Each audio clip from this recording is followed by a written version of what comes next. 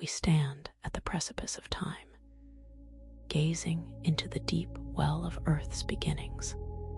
This is not a story of gentle beginnings, but of a raw, untamed genesis.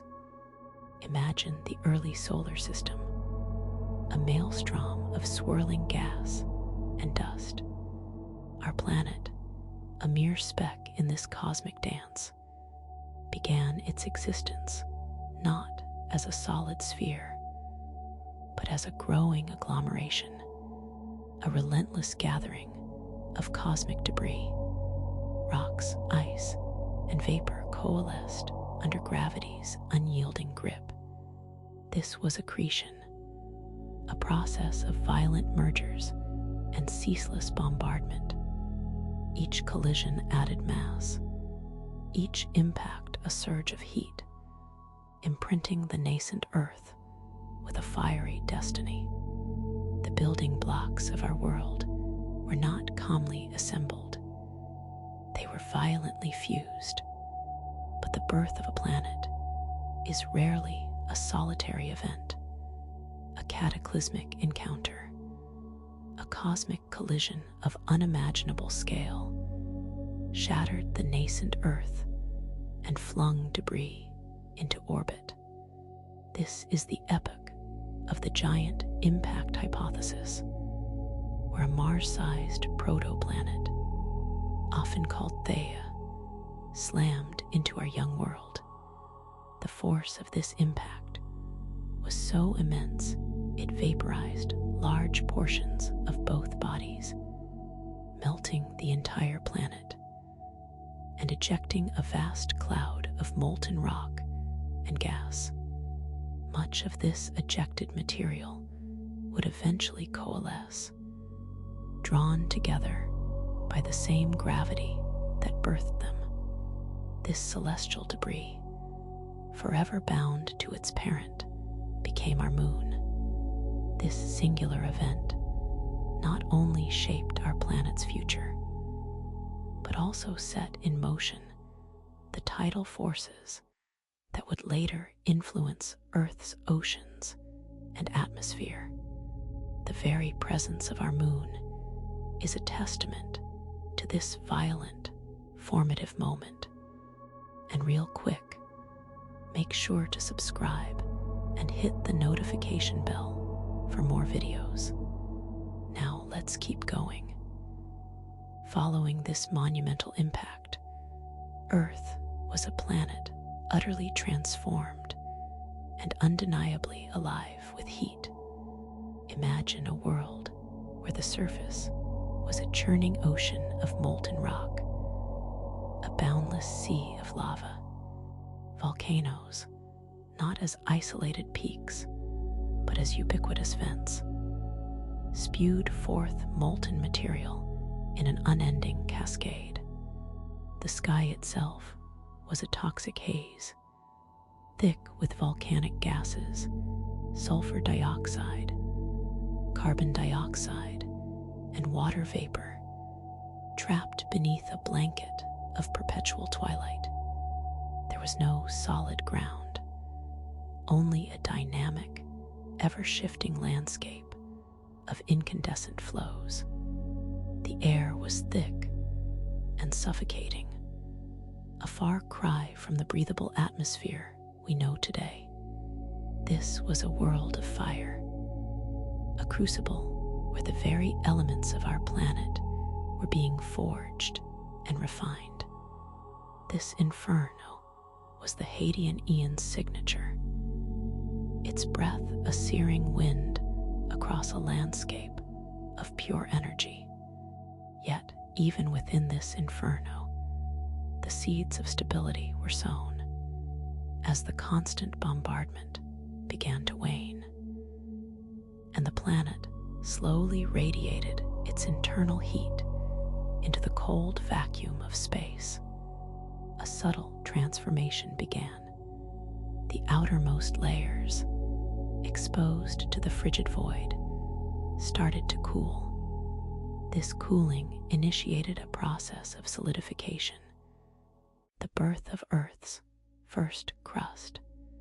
It was not the stable, rocky shell we recognize today, but a thin, fragile skin of igneous rock, constantly being remelted and reformed by the immense heat still bubbling up from below. Think of it as a crust of cooling wax on a boiling pot, continuously cracking and reforming. This nascent crust was the first step towards a more structured planet, a solid foundation upon which future geological dramas would unfold. And to understand how this fragile crust began to endure the planet's internal heat, we must delve into the very nature of that heat and the forces that shaped the planet's interior through the Great Bombardment. The cooling crust of the Hadean, a fragile skin born of cosmic fire, gave way to a more profound transformation, the arrival of water. This wasn't a gentle rain, but a deluge perhaps, or a slow seep from the very bones of the earth. Theories abound, each whispering possibilities into the silence of deep time.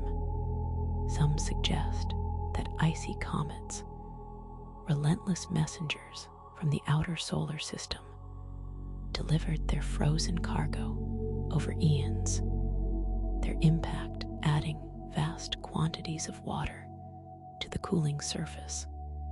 Imagine these celestial visitors not as harbingers of destruction alone, but as carriers of the very essence of life as we know it. Others point to the planet's own interior, a vast reservoir of volatiles locked away during formation, volcanic outgassing, a continuous process even now, would have released immense volumes of water vapor, along with other gases, into the nascent atmosphere. This steam, trapped by the still forming atmosphere, would have condensed and fallen as rain, and then rained and rained for millennia. This persistent downpour, born from the planet's very core, would have gradually filled the depressions in the ever-cooling crust. This water, whether delivered from the stars or exhaled from within, began to pool. The first oceans were born, not the vast, dynamic bodies of water we know, but shallow, steaming seas. These primordial oceans were likely warmer and more acidic than today, rich with dissolved minerals leached from the newly formed rocks. But within these warm, briny depths, a miracle was stirring. The stage was set for the emergence of life, a testament to Earth's capacity for change. The question remains, from where did this life arise, and what did its first whispers sound like? To understand this, we must look to the first enduring echoes of biology within these ancient seas, within these newly formed oceans. A quiet revolution was taking place. It wasn't a grand explosion of complexity, but a subtle, persistent hum of activity, evidence of this early life, almost impossibly ancient, can be found etched in stone. Stromatolites, these layered structures, often mistaken for intricate rock formations, are in fact the fossilized remains of microbial communities. They are the oldest undisputed signs of life on Earth, dating back as far as 3.5 billion years. Imagine vast mats of cyanobacteria, microscopic organisms that harnessed the sun's energy through photosynthesis. These early life forms, living in shallow, sunlit waters, secreted a sticky film of organic matter. As they grew and divided, layer upon layer of this film accumulated, trapping sediment particles. Over vast stretches of time, these layers, compacted and mineralized, formed the distinctive domed or columnar structures of stromatolites. They are, in essence, the collective artwork of ancient bacteria. These microbial mats were more than just passive builders. They were active participants in shaping their environment. Their photosynthetic activity, though primitive, began to release a byproduct that would, over eons, change the planet forever. But in the Archean, this oxygen was a mere trace, a whisper of what was to come. The early atmosphere remained fundamentally different from our own, a stark reminder of the alien nature of this ancient world. To truly grasp the significance of these microbial mats, we must first understand the air they breathed. The air of the Archean Aeon was a far cry from the life-sustaining blanket we rely on today. It was an atmosphere profoundly lacking in free oxygen. For billions of years, the Earth's atmosphere was a reducing environment, meaning it contained very little oxygen and abundant reducing agents like methane and ammonia. If you were to step back in time to the Archean, the air would have been thick, perhaps with a hazy quality, and certainly unbreathable for any complex life we recognize now. This anoxic state was directly linked to the early chemistry of the planet and the very limited biological activity. While the cyanobacteria were beginning their photosynthetic work, their oxygen production was minuscule compared to the vast quantities of oxygen-binding compounds present in the oceans and rocks. Any oxygen that was produced was quickly consumed by reacting with iron dissolved in the water, forming the banded iron formations that are a hallmark of this era. It was as if the planet itself was drinking the oxygen as quickly as it was produced. This oxygen-poor atmosphere had significant implications. Without abundant oxygen, complex aerobic respiration, the efficient energy-producing process used by most modern life, was not possible. Life was constrained to anaerobic pathways, simpler and less energy efficient. Furthermore, the lack of an ozone layer, which is formed from oxygen, meant that the surface of the planet was exposed to much higher levels of ultraviolet radiation from the sun, a harsh environment that life had to contend with. Yet, even in this challenging atmosphere, the slow dance of geological forces continued, laying the groundwork for larger structures. While life was stirring in the oceans and the atmosphere remained anoxic, the solid earth was undergoing its own slow, majestic transformation. The Archean Aeon witnessed the rudimentary beginnings of continental landmasses, the precursors to the continents we know today. This was a period of immense geological activity, a time when the planet was still shedding its primordial heat. and the processes of plate tectonics were in their infancy, unlike the well-defined plates that jostle and grind today. The early Earth's crust was likely more fragmented, composed of smaller, more numerous pieces.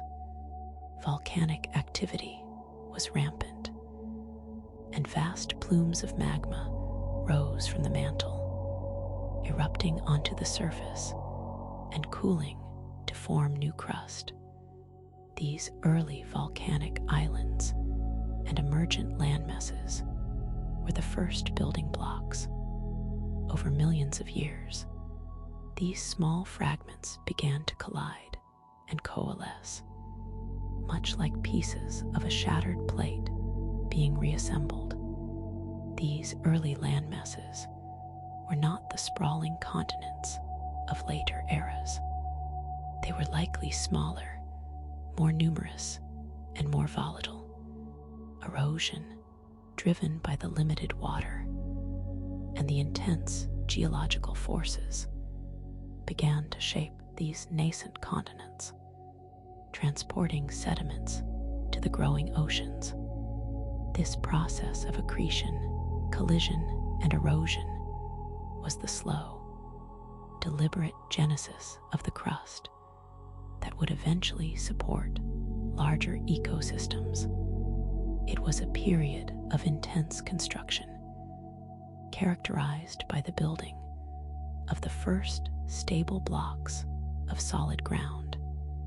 And to understand how these blocks began to grow and connect, we must consider the forces that continued to shape the planet's restless surface during the Great Bombardment.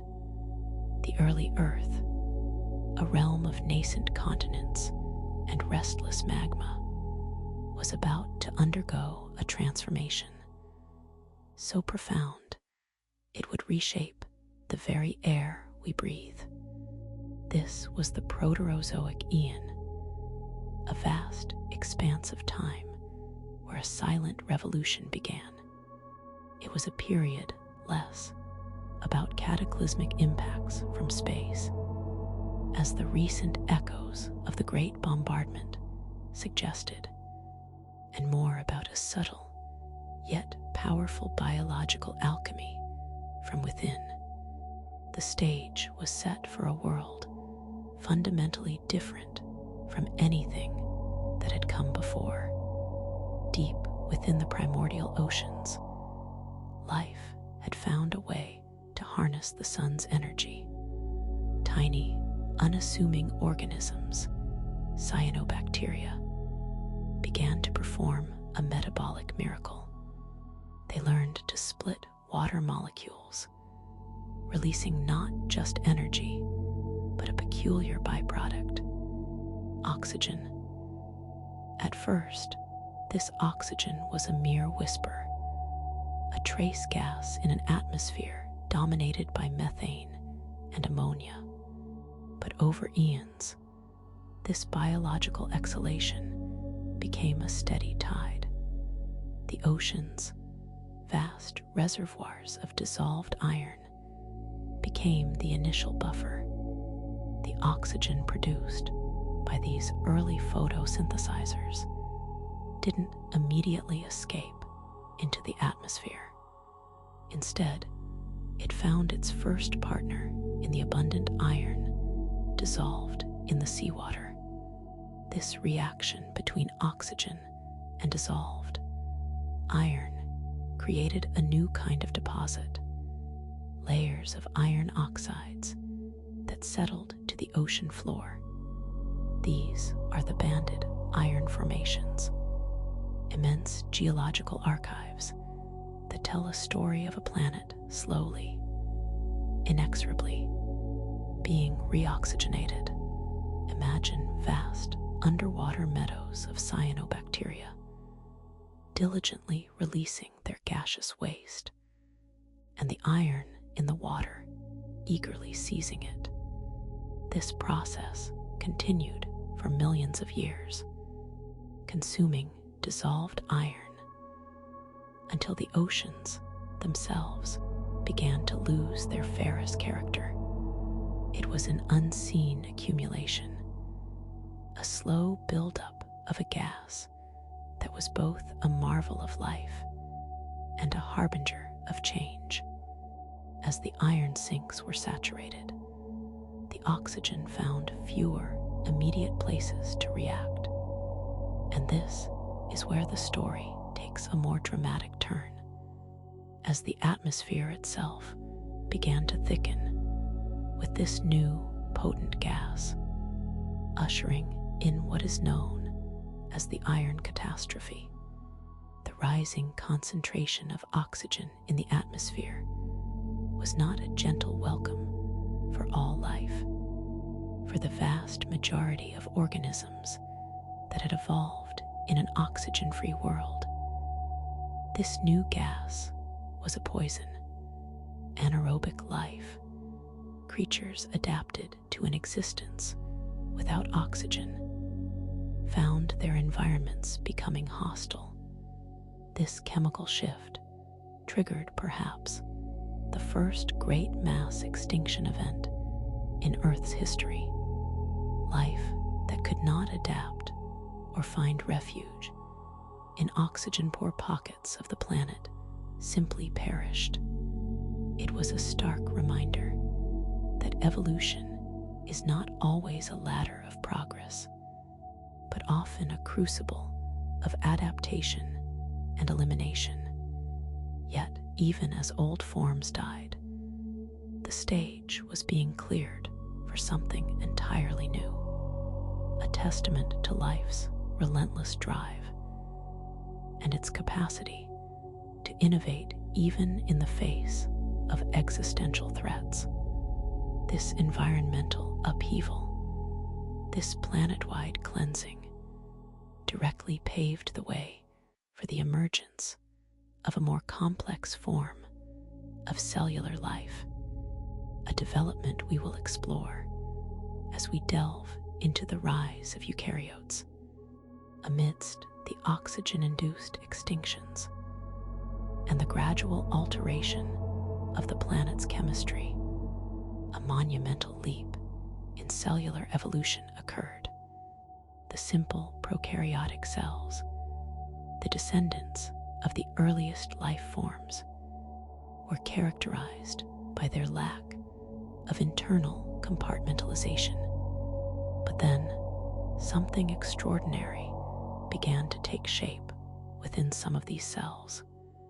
They acquired a nucleus, a membrane-bound organelle that housed the genetic material. Other internal structures, such as mitochondria and chloroplasts, also began to appear, essentially internalized smaller organisms that took on specialized roles.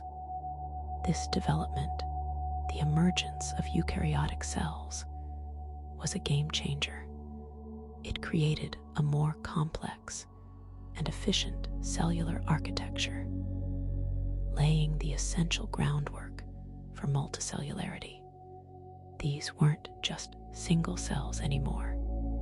They were miniature factories, capable of more intricate functions, and destined to be the building blocks of far more elaborate organisms.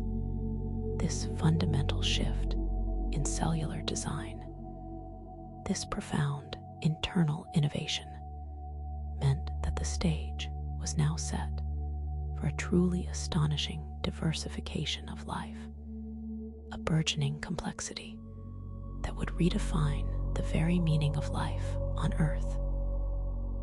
As we continue to explore the great oxygenation event, the ancient Earth, restless and ever-changing, bore witness to epochs of unfathomable stability and periods of cataclysmic upheaval. We have journeyed from the genesis of life to the profound implications of oxygen's rise, a transformation that rewrote the planet's atmosphere and biochemistry. Yet before the vibrant tapestry of complex life could truly unfurl, Earth itself would undergo a trial by ice, a chilling paradox that challenged the very persistence of life. The Proterozoic Eon, a vast expanse of time stretching from 2.5 billion to 541 million years ago, was not merely a stage for gradual evolution. It was also a crucible, marked by periods of extreme climate shifts, none more profound than the so-called snowball Earth episodes. Imagine a world encased in ice, a planet so frigid that its oceans may have frozen solid from pole to equator. This is the stark reality suggested by geological evidence, a scenario so extreme it tests our understanding of planetary habitability. The whispers of this global freeze are etched deep into Earth's rocky memory. Geologists, like detectives of the deep past, have uncovered compelling clues that point to a planet gripped by an unimaginable cold. One of the most striking pieces of evidence comes from glacial deposits found at latitudes that were equatorial during the Proterozoic. Today, such deposits are synonymous with polar regions, yet their presence near the ancient equator suggests that ice sheets once extended to the warmest parts of the planet. Further solidifying this frozen portrait are cap carbonates, distinctive layers of carbonate rock that lie directly atop these ancient glacial deposits. These formations are enigmatic. They indicate a sudden and dramatic shift from an icy, low-energy environment to one of rapid carbonate precipitation, a process that typically occurs in warmer, more chemically active waters. The juxtaposition of these glacial features and cap carbonates forms a powerful geological narrative, an undeniable signature of a world that was, for extended periods, a ball of ice. This frozen state, however, was not a gentle slumber. It was a profound planetary crisis, a testament to Earth's capacity for extreme environmental swings, and understanding its triggers is crucial to appreciating the resilience of life, especially as we consider the potential causes for these extreme glaciations. What could plunge our planet into such a deep freeze, a state so alien to our current understanding of Earth's climate? The complex dance of continents, the very arrangement of the landmasses scattered across the ancient oceans, likely played a pivotal role during certain periods of the Proterozoic. A significant portion of Earth's landmass may have been concentrated into a single supercontinent, a configuration known as Rodinia. When large continental masses clump together, they tend to be located in low latitudes, closer to the equator. This arrangement can lead to changes in ocean currents and atmospheric circulation, potentially initiating a positive feedback loop for cooling. As ice begins to form, it reflects more sunlight back into space, a phenomenon known as the albedo effect. This increased reflectivity further cools the planet, leading to more ice formation, and so on. This runaway cooling mechanism amplified by specific continental positions, might have been the catalyst for the snowball Earth events. Furthermore, changes in atmospheric composition, particularly a significant drop in greenhouse gases like carbon dioxide, could have contributed to this drastic cooling. The precise interplay of these factors remains a subject of intense scientific inquiry, a complex puzzle of geological and atmospheric interactions that set the stage for a planet transformed by ice. But how could any life persist, any fragile spark of existence, when the entire planet was entombed in frost? And what secrets of survival might life have held beneath the frozen veneer? As we ponder life under ice, the prospect of a completely frozen planet naturally raises a profound question. How could life, in any form, possibly endure such an extreme and hostile environment? The geological record, while speaking of global glaciation, also hints at survival. It is unlikely that every last drop of water froze completely. Equatorial oceans, though likely covered in thick ice, may have retained pockets of liquid water deep beneath the insulating ice sheets. These subglacial oceans could have offered a refuge, shielded from the harsh surface conditions. Additionally, life might have persisted in the vicinity of hydrothermal vents, those volcanic fissures on the ocean floor that spew heat and chemical nutrients. These deep-sea oases, independent of sunlight, could have provided the energy and chemical sustenance necessary for microbial communities to survive and even thrive, much like they do in the deep oceans today. The resilience of extremophile microorganisms offers a compelling model for understanding how life might have clung to existence during these frigid epochs. These hardy survivors adapted to extreme pressures, temperatures, and chemical conditions, could have weathered the snowball Earth periods, waiting for a change. But the end of these ice ages was not a gentle warming.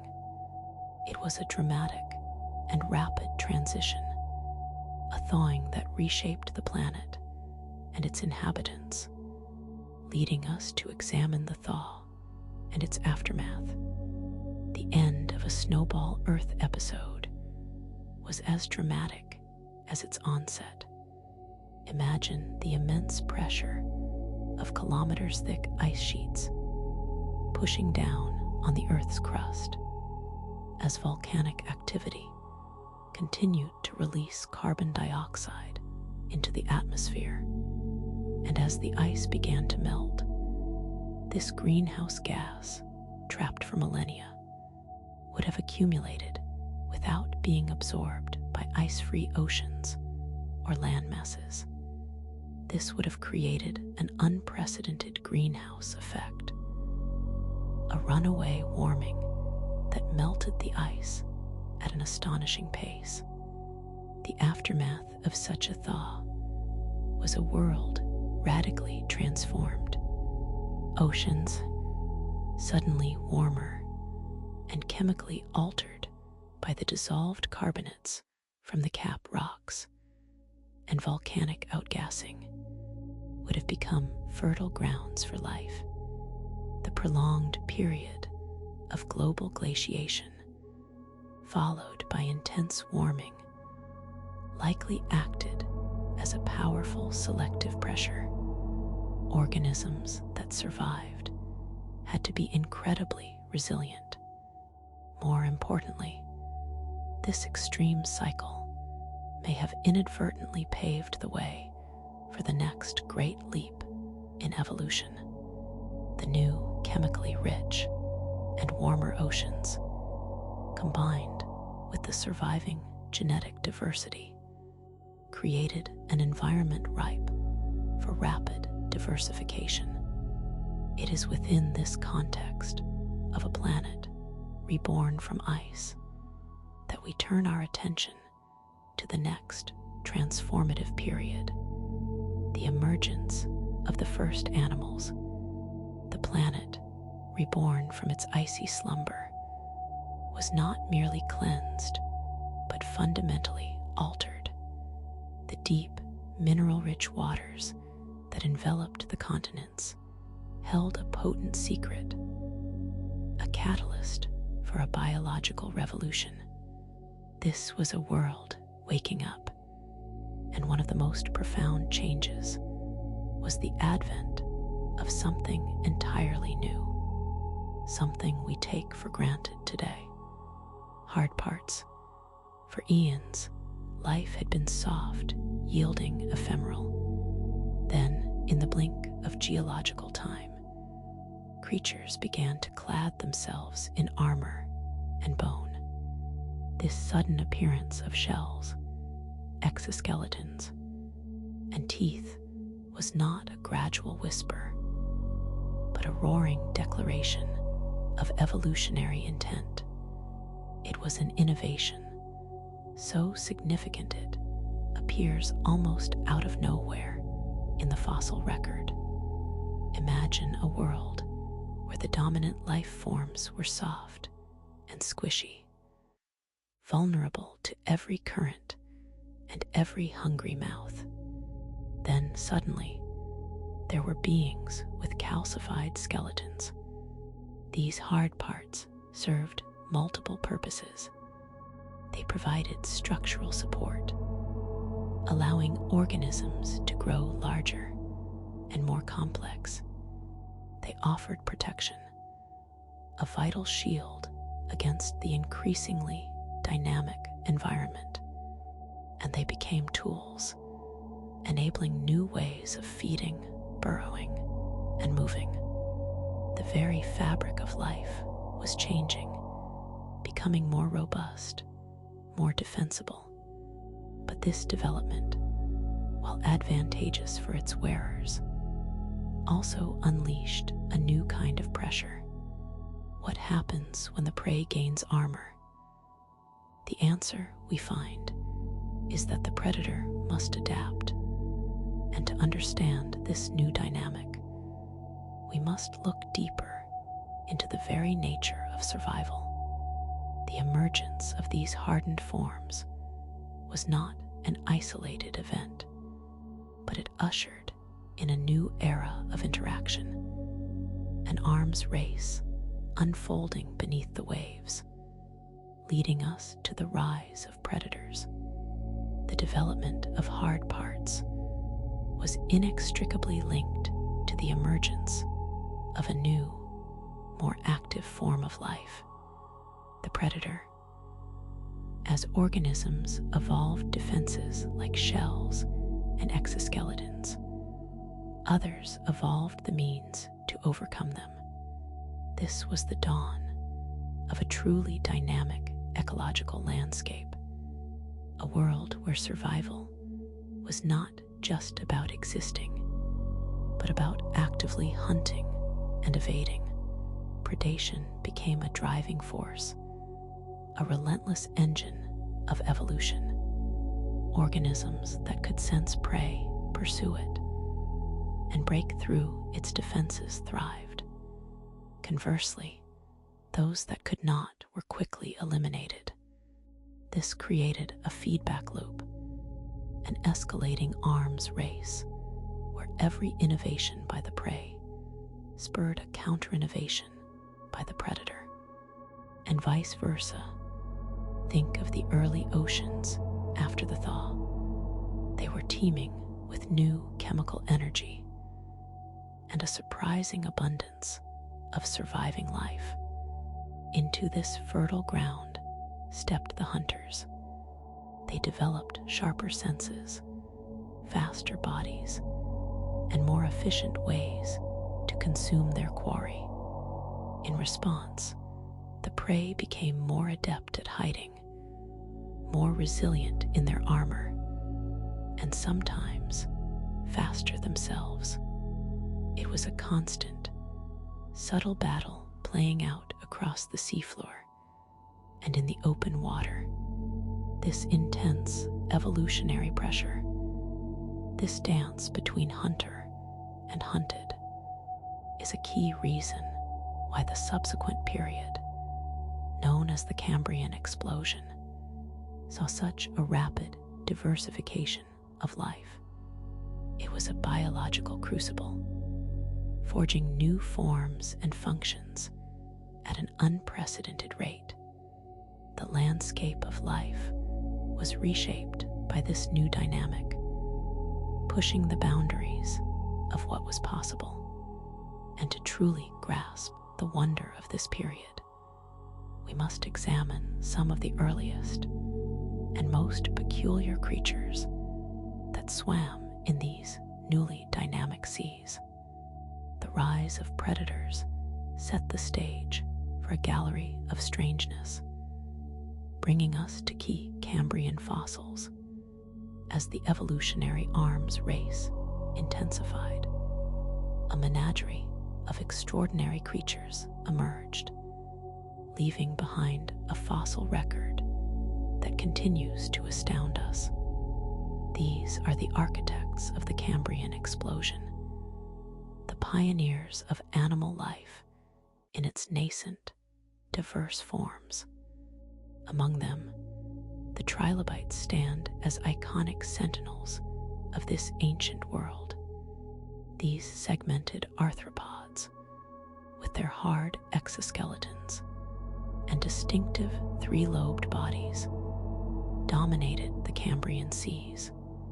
They scuttled across the seafloor, burrowed into the sediment, and swam through the water column, showcasing a remarkable range of adaptations. Their fossils, found in abundance, provide an invaluable window into the ecosystems of this era. But trilobites were not the only stars of this ancient stage.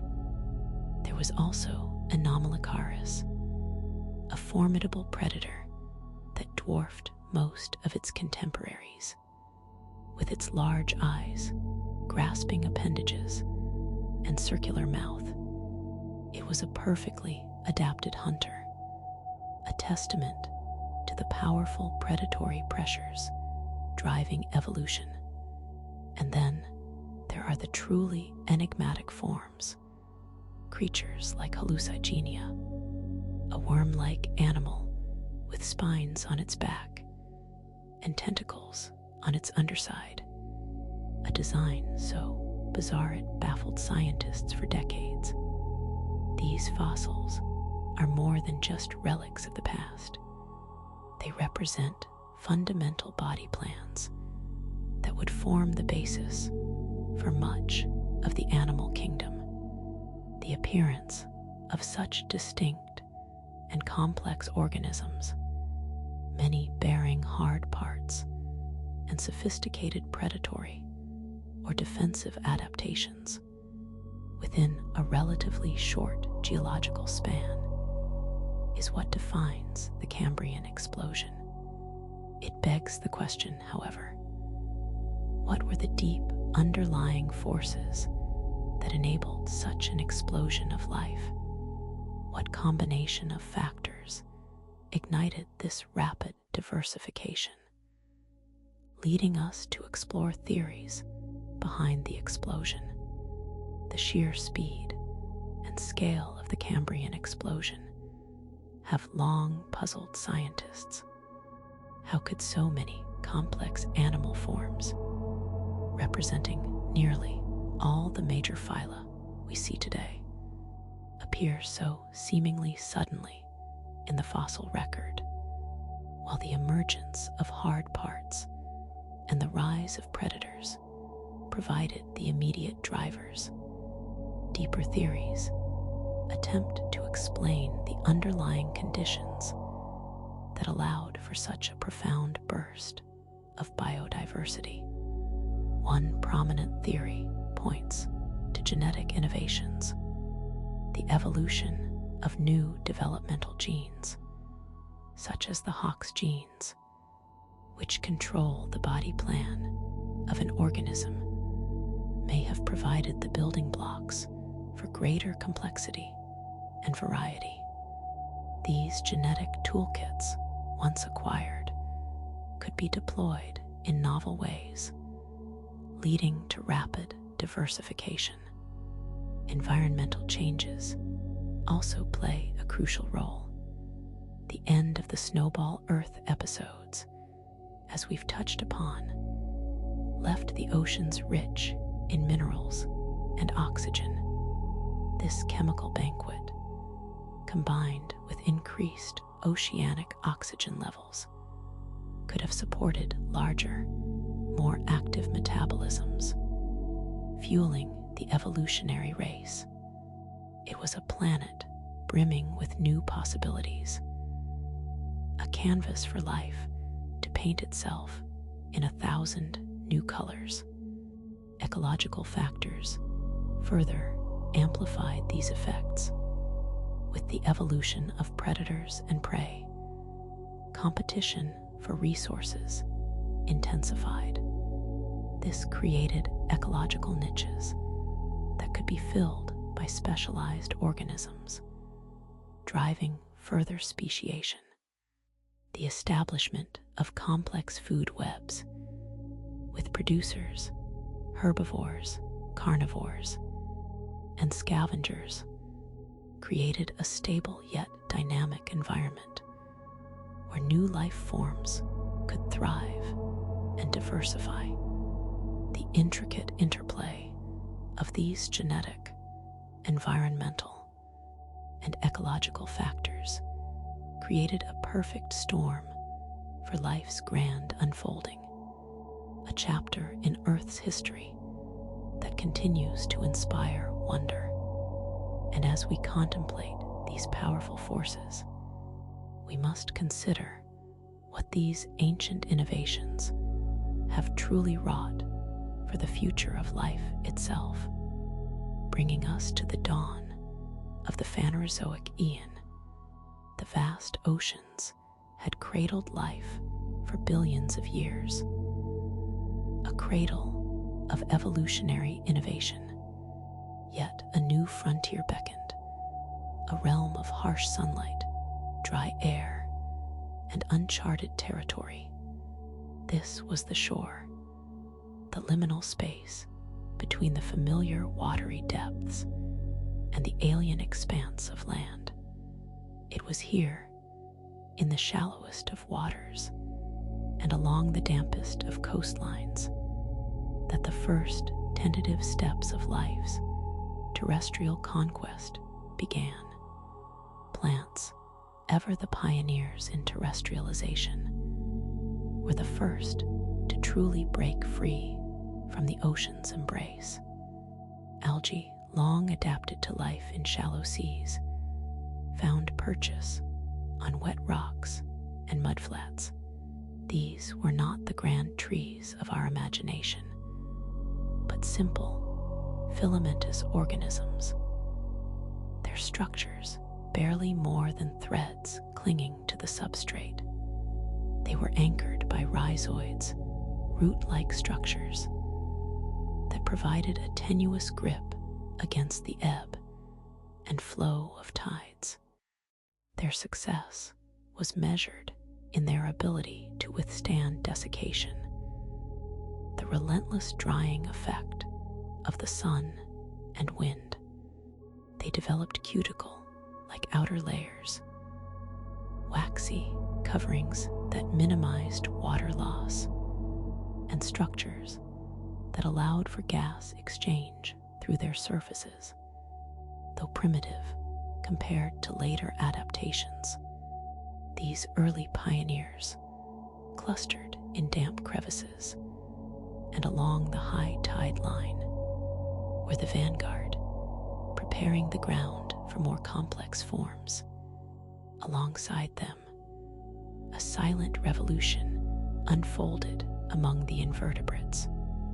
Small arthropods, the ancient ancestors of insects, spiders, and crustaceans, began to venture out of the water. Millipedes and centipedes, with their segmented bodies and numerous legs, found a new world of detritus to consume among the decaying plant matter. They were among the first creatures to breathe air, their simple tracheal systems taking in the oxygen-rich atmosphere. These pioneers faced immense challenges. The lack of structural support in air meant that any organism venturing onto land needed a way to hold itself upright. Gravity's pull was more insistent outside the buoyant embrace of water. The absence of readily available water also meant that life processes had to be carefully managed to prevent dehydration. Yet life, in its persistent and ingenious way, found solutions, inching its way onto the shores, driven by a relentless evolutionary imperative. This slow, deliberate colonization of the intertidal zone was the crucial prologue to life's grand terrestrial drama, and it set the stage for the emergence of the first true forests, a transformation we will explore next. The shores, once colonized by hardy pioneer plants and invertebrates, began to transform. The damp substrates, enriched by decaying organic matter from these pioneers, became fertile ground for more complex plant life. Here, in the Silurian and Devonian periods, emerged the first vascular plants, a monumental leap in plant evolution that would forever alter the face of the planet. These were not the sprawling ferns or towering trees of later eras, but relatively simple, yet revolutionary organisms. Plants like Cooksonia and Rhynia are emblematic of this new terrestrial flora. They possessed true stems, simple branching structures that allowed them to grow taller than their algal ancestors. More importantly, they developed vascular tissues, xylem and phloem. Xylem provided a means to transport water and minerals from the ground upwards, a vital adaptation for surviving away from constant moisture. Phloem allowed for the efficient distribution of sugars produced through photosynthesis to other parts of the plant. These vascular systems allowed plants to grow upright, gaining access to more sunlight, which fueled more vigorous photosynthesis. They also developed structures that helped them anchor more firmly, while true roots were still in their evolutionary infancy. Rhizoids and early root-like structures began to penetrate the soil, stabilizing the plants and absorbing nutrients. Spores replaced motile gametes, allowing for dispersal over greater distances, carried by the wind to new, potentially habitable locations. These early vascular plants, though small by modern standards, were the architects of the first terrestrial ecosystems. They began to create microhabitats, offering shade from the harsh sun and moisture retention for the soil and the invertebrates that lived among them. Their decay added organic matter, enriching the soil and paving the way for further plant diversification. The landscape, once a barren expanse of rock and sand, began to show the first vestiges of green, a subtle yet profound shift in the planet's appearance. This burgeoning plant life also provided a new food source. The invertebrates that had already ventured onto land, and others that followed, found a richer, more abundant supply of sustenance. The intricate web of life, so long confined to the oceans, began to weave its first threads on solid ground. The foundation of terrestrial ecosystems was laid, a testament to life's enduring drive to occupy every possible niche. And as these early plants took root, a parallel transformation was occurring in the water, where a new kind of mobility was taking shape, hinting at creatures that could bridge the watery and terrestrial worlds. This evolutionary leap, the development of limbs, is where our gaze must now turn. While the silent green revolution was transforming the land, the oceans continued to teem with life. And in the waters of the Devonian period, a profound evolutionary innovation was taking hold that would eventually allow some denizens of the deep to explore the land. This was the development of paired fins in bony fish, a crucial step that laid the groundwork for the evolution of limbs. Imagine the early fish, gracile forms navigating the water column. Their fins were primarily for steering and stabilization, but in certain lineages, particularly among the lobe-finned fishes, these fins began to evolve a more robust internal skeletal structure. Rather than being simple flaps of skin, they developed bones homologous to those found in the limbs of land vertebrates. Think of the bones in your own arm and leg, the humerus, radius, ulna, femur, tibia, fibula.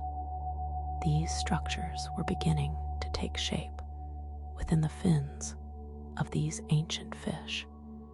These specialized fins allowed these fish to maneuver in shallow, complex environments like swamps and river deltas.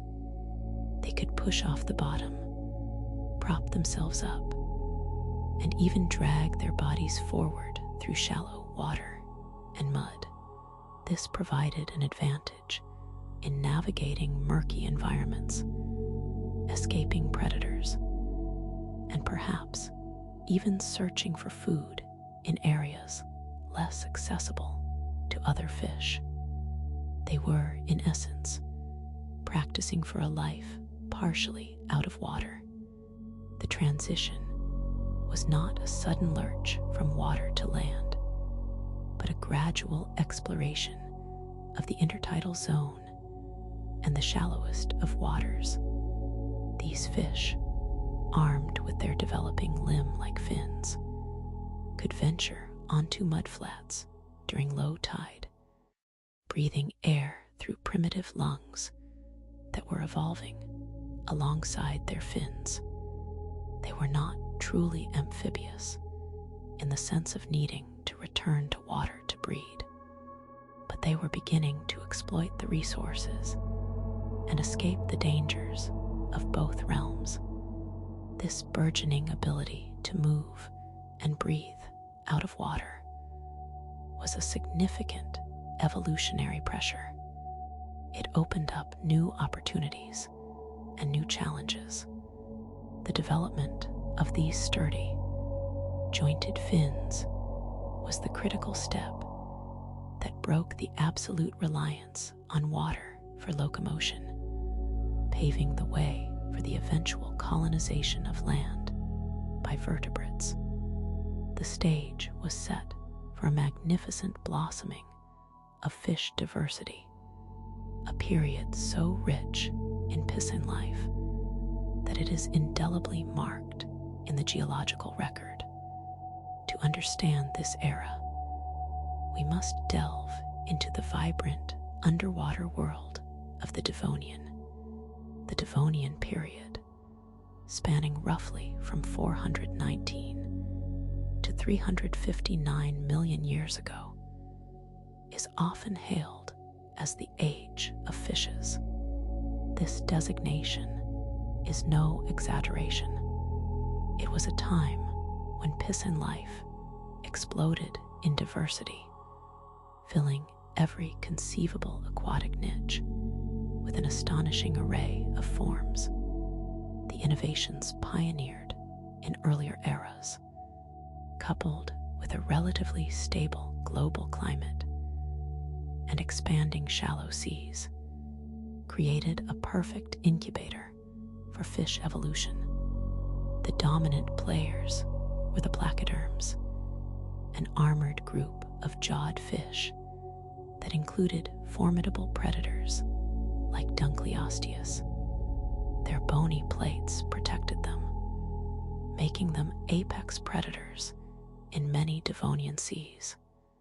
Alongside them, cartilaginous fishes, the ancestors of modern sharks and rays, were also diversifying, though they had not yet achieved the dominance they would later exhibit. But it was the bony fishes that truly defined the Devonian.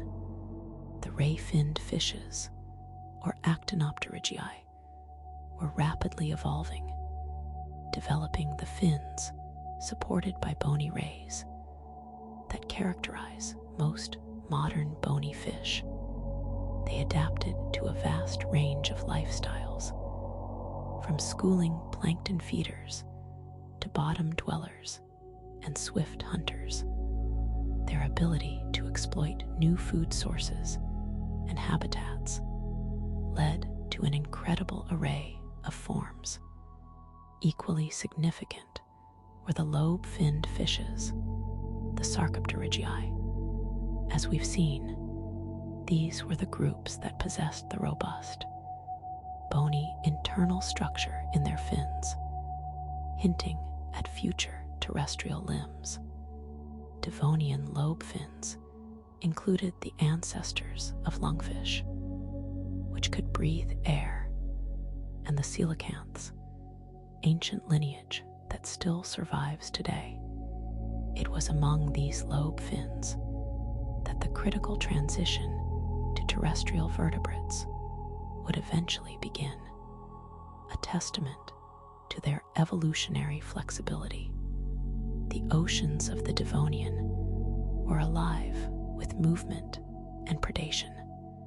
Coral reefs, built by primitive corals, flourished, creating complex habitats that supported an even greater variety of fish.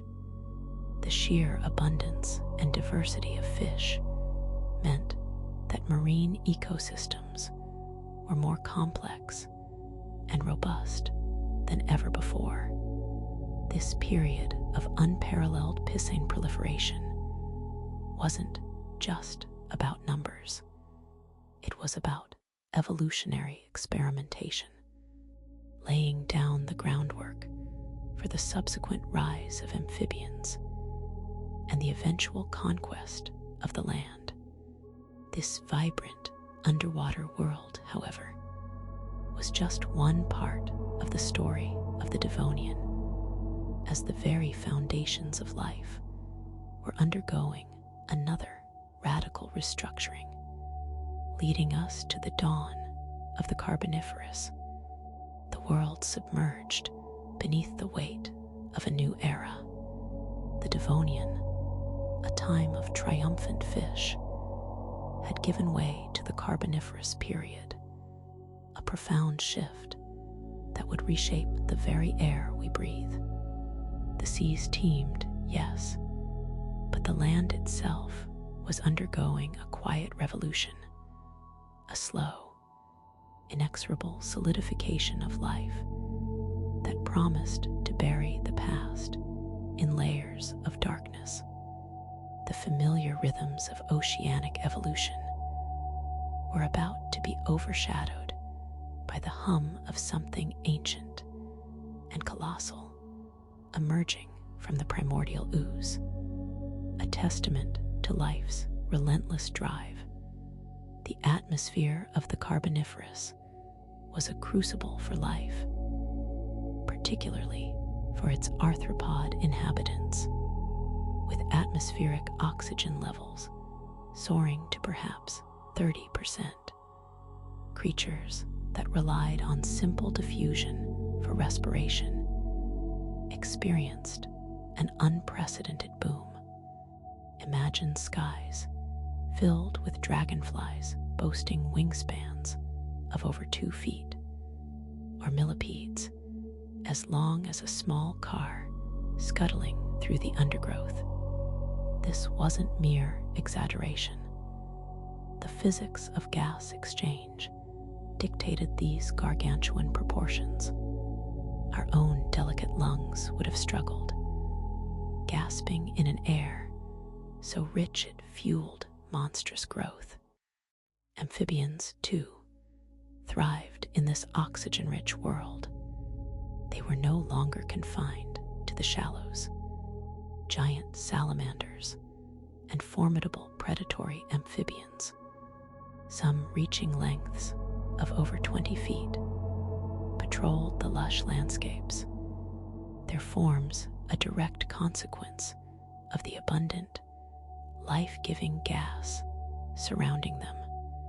This era was a testament to how atmospheric composition could literally redraw the blueprints of life, creating giants from the familiar. But this explosion of life, especially in the insect and amphibian world, was intricately tied to the very ground beneath their colossal feet. Vast, sprawling swamps dominated the Carboniferous landscape. Imagine endless expanses of steamy, humid wetlands, choked with towering flora, ferns, horsetails, and club mosses. Plants that would seem alien to our modern eyes formed dense, impenetrable forests. These were not the gentle woods of today. These were primeval jungles, perpetually waterlogged and teeming with life. The air was thick with the scent of decay and the buzz of colossal insects. Sunlight struggled to penetrate the dense canopy, casting an eerie, green-tinged gloom over the waterlogged terrain. Rivers snaked through these swamps, their waters dark and sluggish, carrying nutrients that would feed the insatiable growth of these ancient plants. This was a world in perpetual dampness, a cradle of life, where the very roots of the planet were being laid down in a thick, dark mire. It was the overwhelming productivity of these forests that created a unique geological phenomenon, a process that would lock away carbon for eons. The key to the Carboniferous's defining legacy lay in the very process of decomposition itself, in the waterlogged, oxygen-poor conditions of these vast swamps. Dead plant matter did not fully decay, unlike nutrient-rich soils that readily break down organic material. The stagnant, anaerobic waters of these wetlands inhibited the microbes responsible for decomposition.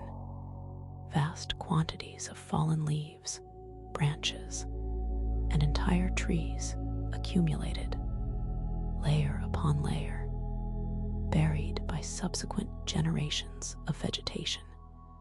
This immense accumulation of partially decayed organic material, pressed down by the sheer weight of time and overlying sediment, began its slow transformation over millions of years, subjected to immense pressure and heat deep within the Earth's crust. This buried biomass would eventually, inexorably, become coal. The coal seams that fuel so much of our modern world are the fossilized remnants of these incredible ancient forests, a direct consequence of the unique environmental conditions of the Carboniferous period. But the burial of this carbon had profound implications for the planet's atmosphere, a change that would ripple through eons. The sheer scale of plant growth and subsequent burial during the Carboniferous had a dramatic impact on the Earth's atmosphere. As these colossal forests photosynthesized at an unprecedented rate, they pulled vast quantities of carbon dioxide out of the atmosphere, releasing oxygen in return. This process, coupled with the anaerobic burial of organic matter, which prevented much of that carbon from returning to the atmosphere, led to a significant increase in atmospheric oxygen levels, as we've seen, and a corresponding decrease in carbon dioxide. This atmospheric shift was a double-edged sword. It fueled the growth of giant insects and amphibians, but it also created a world of stark contrasts. While oxygen was abundant on land, the reduction in carbon dioxide meant a cooler global climate, potentially leading to glaciations in some regions. This complex interplay of biological activity, geological processes, and atmospheric chemistry set the stage for the next chapter of Earth's story, a chapter where the very foundations of terrestrial life would face further, more perilous transformations. And to understand these seismic shifts, we must examine the rise and fall of the great Permian megafauna, a spectacular and tragic spectacle. The Earth, in the eons following the Carboniferous, had begun to coalesce into a new form. Continents, once scattered across the globe, were drawing near, merging into a colossal landmass known as Pangaea. This single, sprawling supercontinent reshaped the planet's oceans and atmospheric circulation. Vast interior regions of Pangaea experienced arid conditions, a stark contrast to the humid, swampy forests that had dominated the previous era. As moisture was drawn away from these continental interiors, the lush greenery began to recede. Inland seas evaporated, leaving behind salt flats and deserts. The vibrant biodiversity that had thrived in the widespread wetlands of the Carboniferous found itself under immense environmental pressure. Life, so accustomed to abundance, now faced scarcity, particularly in the vast, dry heartlands of this emerging supercontinent. This drying climate was a precursor, a slow unfurling of conditions that would test the very resilience of life on Earth. But the deeper, more cataclysmic forces lay dormant, waiting to be awakened. The immense landmass itself was a stage, but the true actors of devastation were yet to make their entrance, and their fiery performance would redefine everything. The dramatic transformation of the Earth's surface was not merely a passive geological event. A potent force, slumbering deep within the planet's mantle, was about to unleash its fury. In what is now Siberia, a series of colossal volcanic eruptions began, unlike anything Earth had witnessed before or since. The Siberian Traps, a vast region scarred by ancient lava flows, represent the surface evidence of these colossal outpourings. These were not mere volcanoes. This was a protracted event, lasting for an estimated hundreds of thousands, perhaps even 1,000,000 years.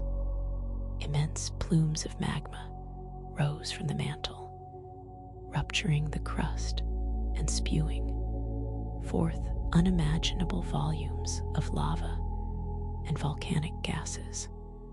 The scale was staggering. Lava flowed across an area larger than most continents, burying existing landscapes under kilometers of molten rock. This volcanic deluge released an immense quantity of greenhouse gases, primarily carbon dioxide and sulfur dioxide, into the atmosphere. The slow, steady drying of Pangaea was about to be overwhelmed by a fiery inferno, a planetary fever that would fundamentally alter the air we breathe and the world we inhabit. The consequences of this colossal volcanic activity were swift and devastating.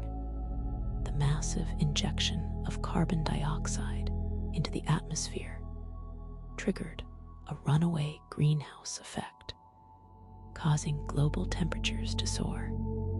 Simultaneously, the release of sulfur dioxide led to acid rain on an unprecedented scale, poisoning terrestrial ecosystems and the surface layers of the oceans. Marine life, which had diversified and thrived for millions of years, suffered the most immediate and catastrophic impact. The warming oceans became less able to hold dissolved oxygen, leading to widespread anoxia, or oxygen depletion, in the water. This suffocating environment, coupled with ocean acidification, wiped out an estimated 96% of all marine species. Think of vast coral reefs, teeming with life, reduced to barren underwater deserts. On land, the picture was only slightly less grim. Forests withered under the heat and acid rain, and countless terrestrial species, from the largest amphibians to the smallest insects, perished. This was not just an extinction event. It was the Great Dying, the single most profound loss of biodiversity in Earth's entire history. The very fabric of life was being torn asunder. The aftermath of the Permian extinction was a world largely silent. For millions of years, the planet struggled to recover from the immense trauma.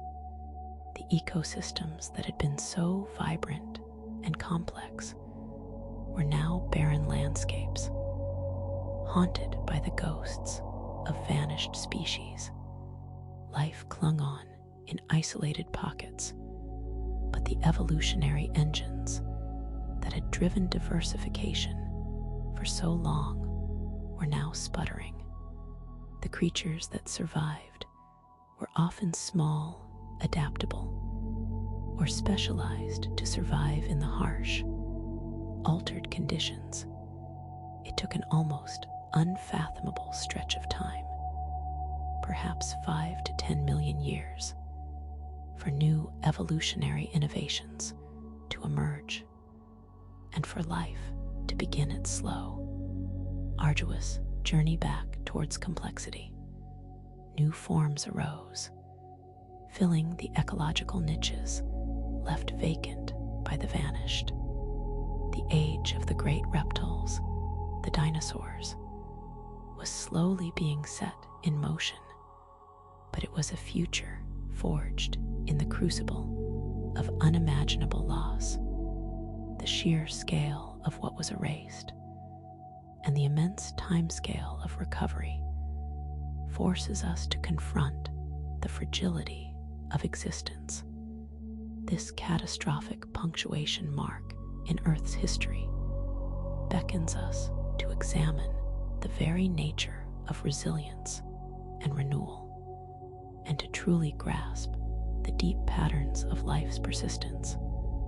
We must now turn our gaze to the age of giants, the Triassic period, and the emergence of the first dinosaurs, a testament to life's enduring and often surprising drive. The Earth, scarred but not defeated, began its slow exhale after the suffocating grip of the Permian. A new chapter, destined to be written in scales and thunderous footsteps, was about to begin. This was the Mesozoic era, a name that whispers of the middle life, a time when a particular lineage of creatures would rise to dominate the planet for an astonishing span. We are entering the age of reptiles, a symphony of ancient forms. From the ashes of the greatest extinction event known, life found pathways to rebuild. The archosaurs, a group of reptiles that had weathered the Permian crisis, were the architects of this new world. These were not yet the colossal beasts of later fame, but rather nimble, bipedal creatures, already showing the potential for dominance. Their evolutionary journey, a quiet unfolding in the shadow of extinctions, held the promise of something magnificent and terrifying. They were the seeds from which the age of giants would grow. Among the survivors, the resilient few who navigated the desolate landscapes of the early Mesozoic were the ancestors of those who would one day shake the very ground. These were not creatures of immense size, but rather hardy, adaptable beings that understood the art of survival. They inherited a planet reset, an immense canvas waiting for new brushstrokes of life. The Triassic period, the dawn of this new era, was a time of gradual recovery, where the echoes of the past gradually faded, making way for the emerging might of the reptiles. As the Triassic drew to a close, the evolutionary story accelerated. The archosaurs diversified, branching into various forms. Some remained small and quick, while others began to explore larger body plans. It was in this fertile ground of new opportunity that the true dinosaurs took their first resolute steps. They were characterized by specific skeletal features, particularly in their hips and limbs, that allowed for a more upright posture and efficient locomotion. This was a subtle shift, yet it held the power to reshape the biosphere. The Triassic period, spanning roughly 252 to 201 million years ago, laid the foundation. It was a time of harsh continental interiors, vast deserts, and fluctuating climates. Yet, within this challenging environment, the lineage that would define the Mesozoic began its ascent. The foundations of the age of reptiles were being laid, not with a bang, but with the steady, determined crawl of life, adapting to a world reborn.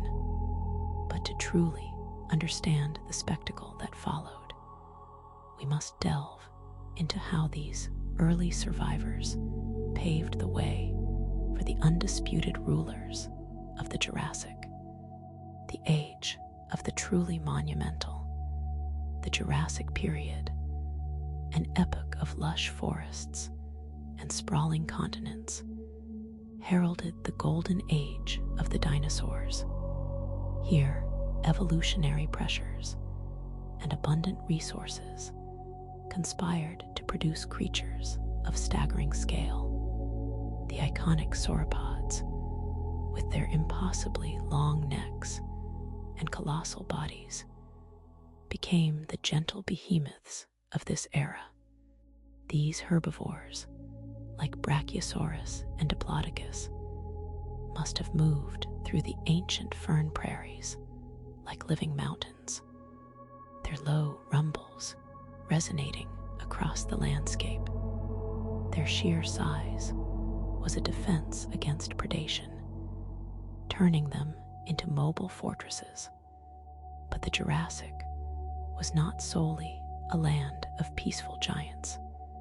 It was also the domain of fearsome carnivores. The theropods, bipedal hunters with sharp claws and teeth, asserted their dominance.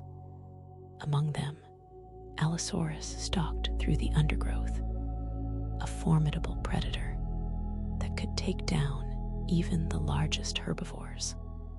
The dynamic between these colossal prey and their agile hunters defined the intricate web of life in the Jurassic.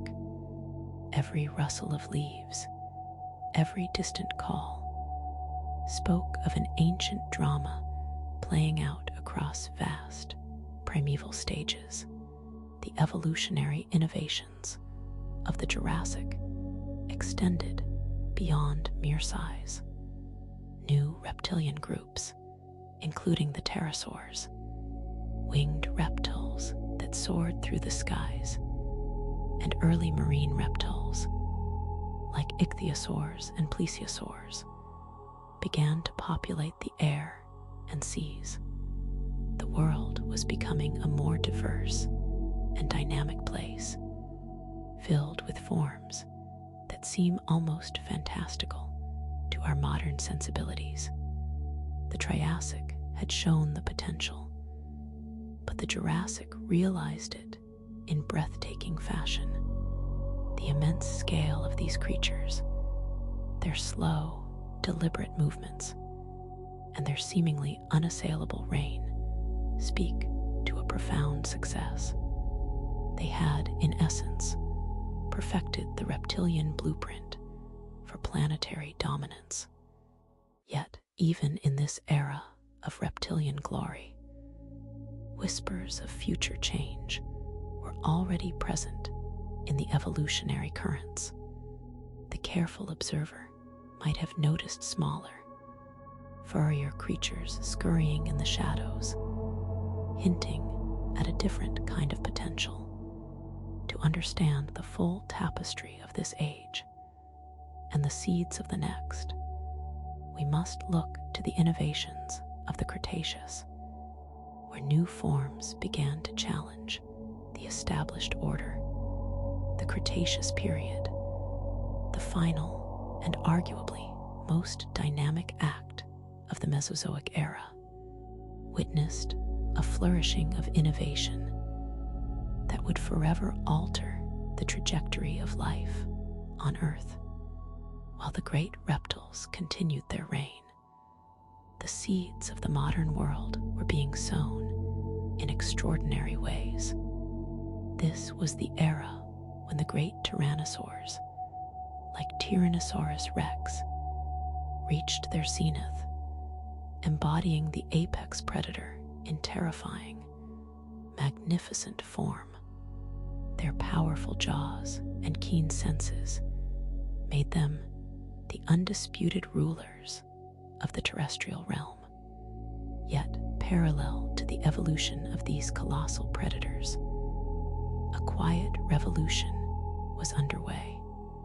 Small, furred mammals, descendants of those who had existed in the shadows of the Jurassic giants, began to diversify. These early mammals were often nocturnal, insectivorous, and rodent-like, but their adaptability and unique reproductive strategies, warm-bloodedness, and live birth provided them with a crucial advantage. They were positioned to seize opportunities as they arose, a testament to the enduring power of incremental evolution. Perhaps the most visually striking innovation of the Cretaceous was the explosive diversification of flowering plants, the angiosperms.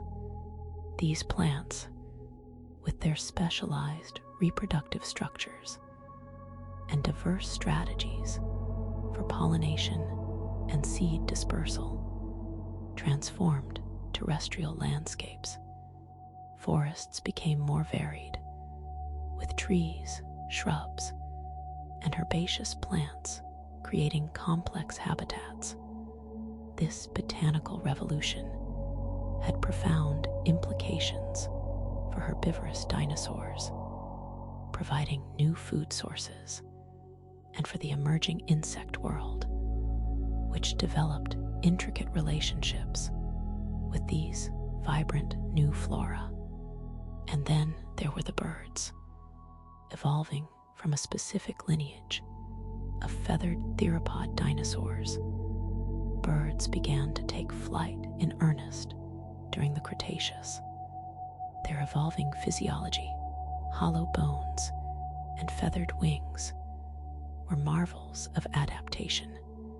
They occupied a new aerial niche, initially perhaps as agile predators of insects or scavengers, but their potential was immense. The Cretaceous was not just an age of reptiles. It was a crucible where birds, mammals, and flowering plants, the key players of the Cenozoic, were forged. But even as these new forms rose, the ultimate fate of the ruling reptiles remained uncertain. Poised on the brink of a cosmic event that would redefine everything, a fate we will explore as we turn towards the dramatic end of this incredible era, the reign of the dinosaurs, a dynasty that had spanned over 150 million years, was not destined to fade gently into the geological twilight. Its end was abrupt, violent, and etched into the very fabric of our planet. This was the age of the great reptiles, a golden era of dominion brought to a sudden, catastrophic halt by a visitor from the cosmic dark. To understand the silence that fell, we must examine the very moment of their demise, the day the sky fell. The evidence points to a colossal intruder, an asteroid or comet, a celestial body of immense size, perhaps 10 to 15 kilometers across. It hurtled through space, an unseen harbinger of oblivion, its trajectory aimed with chilling precision at what is now the Yucatan Peninsula in Mexico. The scar it left, a massive impact crater known as Chicxulub, lies buried beneath layers of sediment, a silent testament to an event of unimaginable power.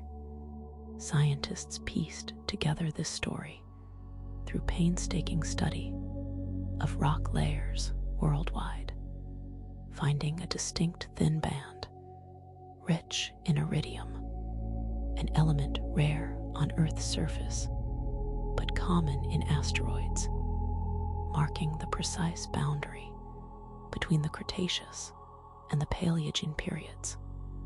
This iridium layer, a cosmic fingerprint, speaks of an impact that rained down debris across the globe.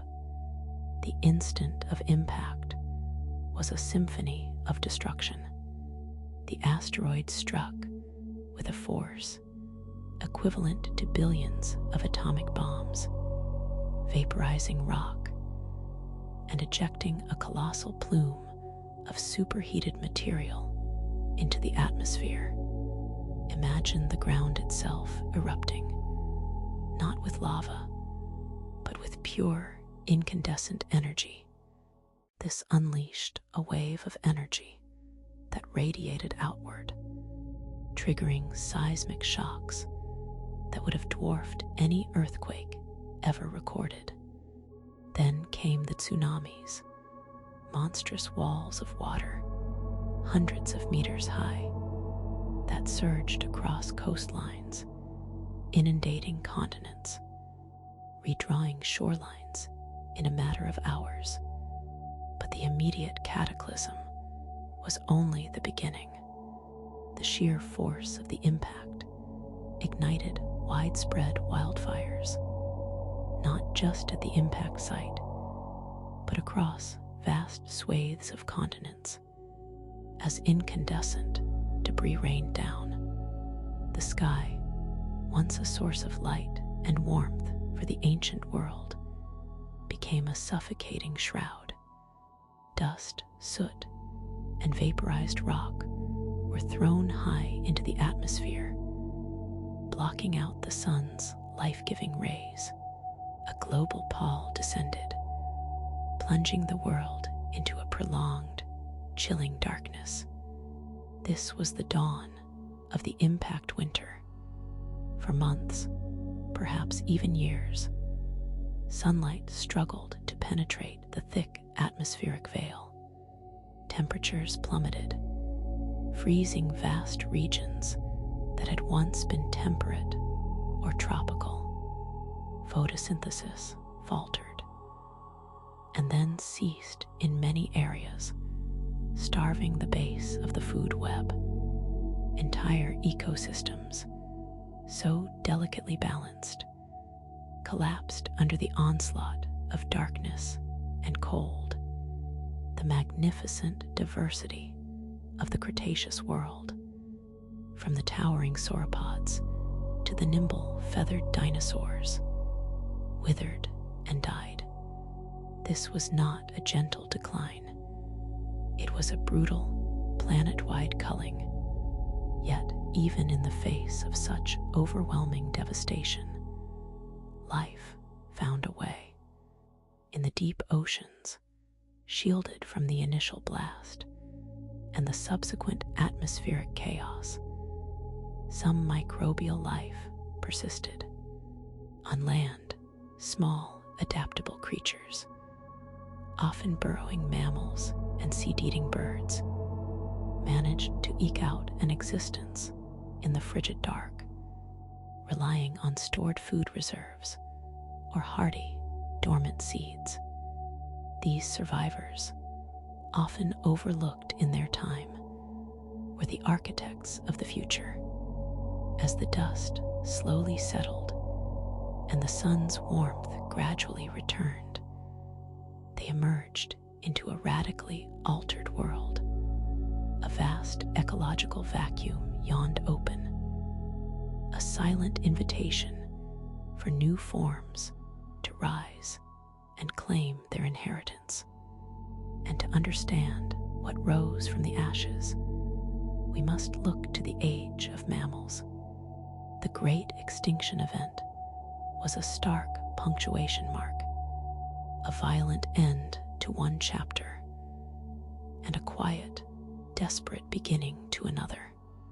For eons, the reign of the dinosaurs had been absolute, their forms dominating the lands, seas, and skies. But their passing left an immense void, a terrestrial stage suddenly vacant. Into this silence, an unlikely group, once relegated to the shadows, began to stir. These were the mammals, small, furry creatures that had lived cautiously beneath the feet of giants. Now the world was theirs to inherit. This was the dawn of the Cenozoic era, a vast expanse of time, from roughly 66 million years ago to the present, a period we have come to call the Age of Mammals. The survivors, tiny and often nocturnal, carried within them the latent potential for an incredible evolutionary explosion. They were warm-blooded, they nursed their young, and their adaptations, though subtle, proved remarkably resilient. As the dust settled and the first hesitant rays of sunlight broke through the lingering haze, these mammals began to spread, to explore, and to diversify with astonishing speed. Their journey from the periphery to the center of life was a testament to evolutionary opportunity. With the skies and dominant land niches emptied, mammals were free to explore and develop every conceivable form, from the burrowing forms that had weathered the catastrophe to gliding species that leaped from tree to tree, and eventually to the great swimmers of the oceans. Their shapes and sizes began to proliferate. It was a true mammalian radiation, a branching out into every available ecological pocket, a vibrant chorus replacing the monosyllabic roar of the dinosaurs. This explosion of mammalian forms was not a matter of chance, but a response to the profound emptiness left by extinction. New environments beckoned, and species adapted to fill them. Aquatic mammals, like the ancestors of whales and dolphins, ventured into the seas, their bodies reshaping over millennia to navigate the currents. Terrestrial forms grew larger, stronger, and more specialized. The very architecture of life on Earth was being redrawn, not by a singular, overwhelming force, but by the quiet, persistent ingenuity of these small, warm-blooded creatures. The evolutionary pressures were immense, but so too was the capacity for change. We see the early ancestors of rodents, their incisors forever growing, perfect for gnawing through tough vegetation. We see the precursors of bats, their forelimbs evolving into wings, allowing them to conquer the night skies that once belonged to pterosaurs. Each new form was a testament to a different strategy for survival, a unique solution to the challenges of a world reborn. This rapid diversification, this filling of vacant roles, set the stage for the next great act in Earth's ongoing drama, a drama that would eventually lead us to the rise of primates. The story of mammalian diversification is a living testament to the power of adaptation and the profound impact of environmental change. With the giants gone, the world became a canvas for new experiments in form and function. The sheer speed of this evolutionary branching is remarkable, a clear indicator of the vast, untapped potential that lay dormant in these small creatures. But within this grand radiation, one particular lineage would capture the imagination, a lineage that, through countless turns of evolution, would eventually lead to us. This is the story of the rise of primates, emerging from the shadows of the Cretaceous period. The earliest primates were likely small, arboreal creatures, adapted to life in the trees. Their hands and feet developed opposable digits, perfect for grasping branches, and their eyes began to move forward, providing binocular vision for judging distances as they leaped through the canopy. These were subtle adaptations, yet they laid the crucial groundwork for what was to come. These nascent primates, though still relatively simple, possessed a growing intelligence and a more complex social structure than many of their contemporaries. They were opportunistic feeders, their diets evolving to include a wider range of fruits, insects, and leaves found in the lush forests that began to flourish in the Cenozoic.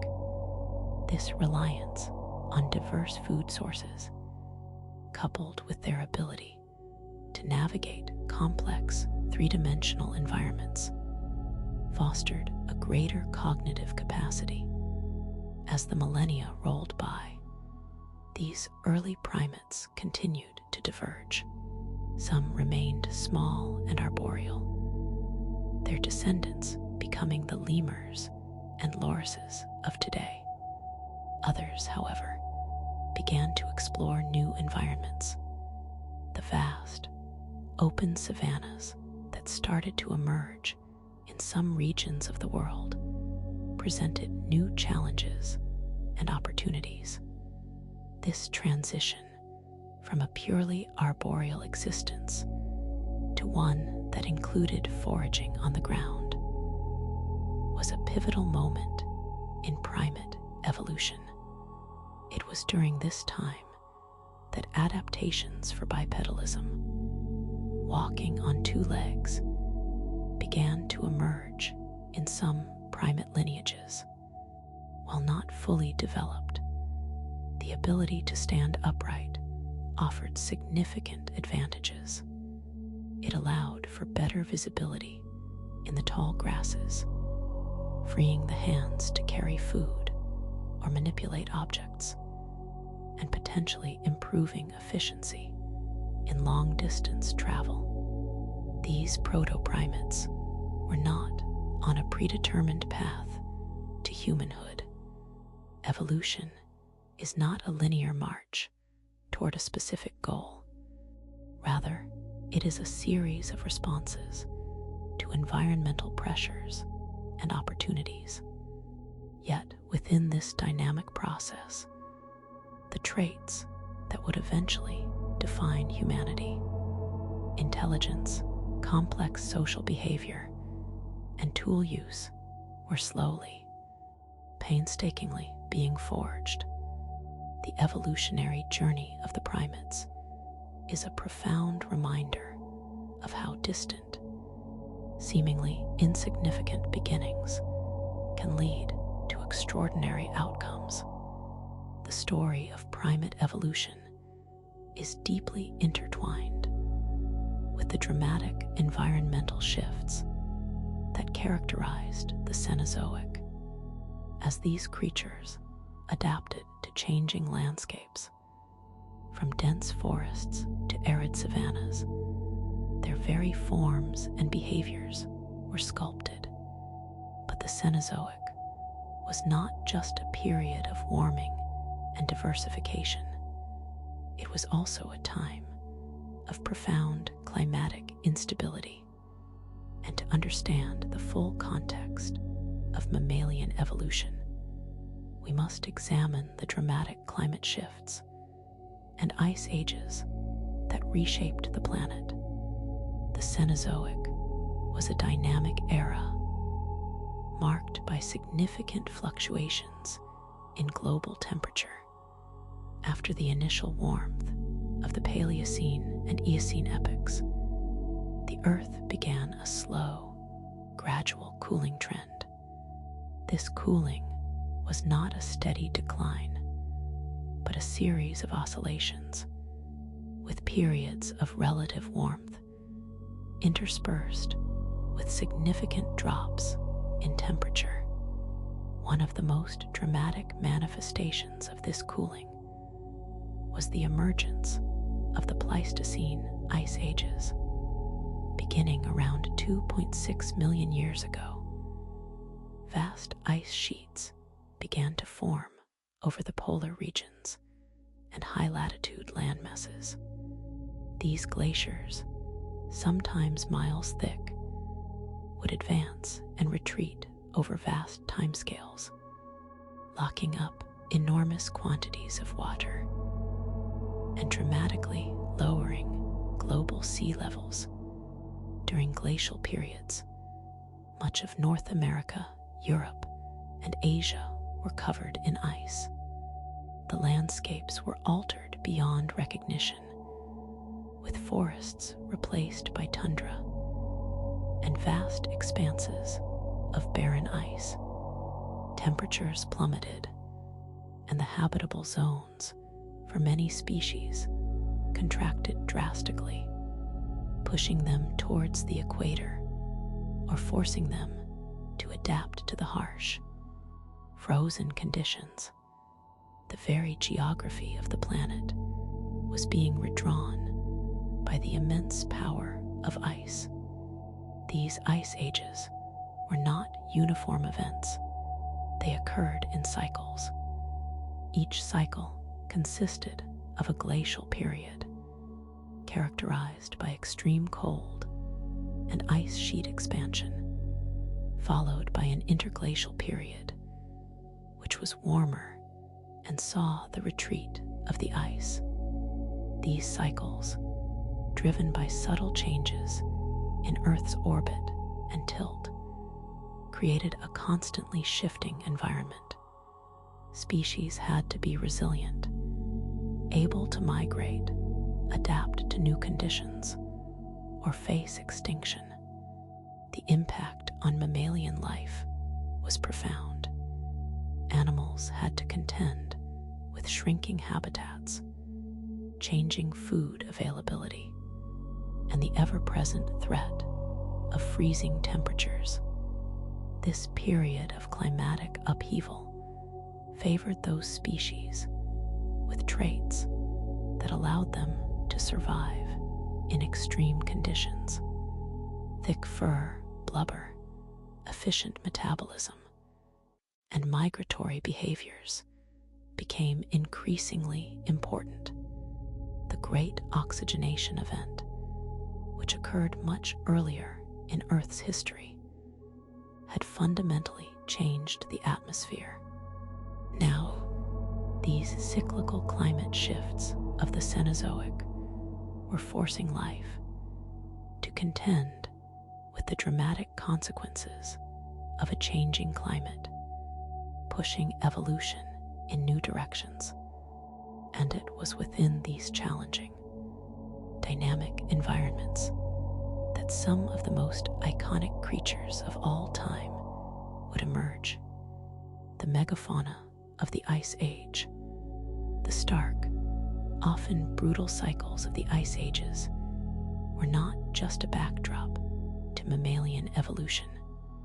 They were an active force, shaping the very forms and behaviors of the creatures that inhabited the Earth. And during the height of these glacial periods, a remarkable array of giant mammals roamed the continents, a testament to life's ability to not only survive, but to thrive in even the most challenging circumstances. These were the megafauna of the Ice Age.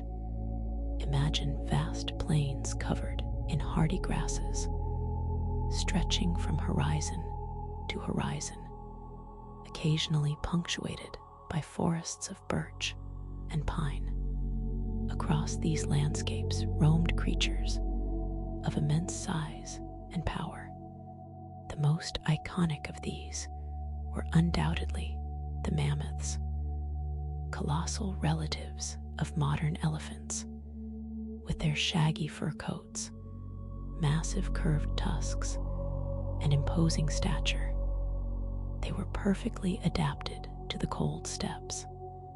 They grazed on the abundant vegetation, their sheer size allowing them to push through snow and ice to reach their food. Alongside the mammoths walked the mastodons, another group of elephant relatives, though often more heavily built and with different tooth structures suited for browsing on trees and shrubs. These were truly gargantuan animals, their presence alone a formidable force in the ancient ecosystems. The predators of this era were equally impressive. The saber-toothed cats, like Smilodon, with their extraordinarily long canine teeth, were apex predators.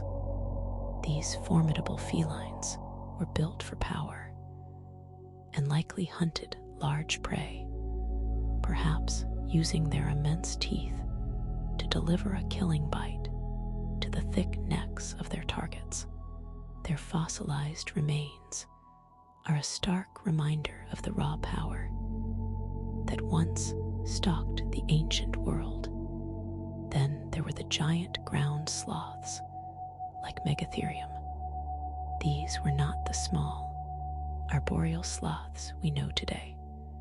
These were colossal beasts, some as large as elephants, that moved slowly but deliberately across the landscape on massive claws. They were herbivores, their diets consisting of leaves and branches, and their immense size offered a significant defense against predators. Other remarkable Ice Age megafauna included the Glyptodon, a giant armadillo-like creature, some weighing as much as a small car, protected by a heavy domed shell. There were also giant beavers, Irish elk with their enormous antlers, and formidable cave bears. These creatures were the titans of their time, perfectly attuned to the rhythms of the glacial and interglacial periods. Their existence was a delicate balance. They relied on the vast, open landscapes and the rich plant life that flourished during the warmer interglacial periods, only to face immense challenges when the ice sheets advanced. Their sheer size meant they required significant food resources, and their specialized adaptations, while perfect for their niche, could also make them vulnerable to rapid environmental change. The story of these magnificent giants is not just one of awe and wonder, but also a prelude to a profound transformation that would soon sweep across the globe, a transformation that marked the end of their reign and the dawn of a new era. Their eventual disappearance, tied to a combination of climate change and the arrival of a new predator, us, is a story in itself. But before we consider their fate, we must understand the underlying forces that shaped their world, forces that continue to influence our planet today. The immense geological and atmospheric shifts of the Cenozoic are not just ancient history, They are the foundation upon which our present reality is built, a reality shaped by the persistent dance of Earth's internal processes, a dance we will explore next in the shaping of our continents and oceans. The continents, shifting and grinding over eons, have carved out the landmasses we know, but beneath their shadow lies a realm of even greater mystery, a world of crushing pressure and eternal night. This is the domain of Earth's deep water, the vast oceans that cover more than 70% of our planet's surface, holding secrets that dwarf even the most ancient mountains. We turn our gaze now to the abyssal plains, to the trenches that plunge miles beneath the waves, a realm where sunlight has never reached. Here in the Hadal Zone, the weight of the ocean above is a palpable force, capable of crushing steel. Pressures can reach over 1,000 times that at sea level. Imagine a single drop of water pressed by the weight of a car. That is the kind of relentless force these creatures endure.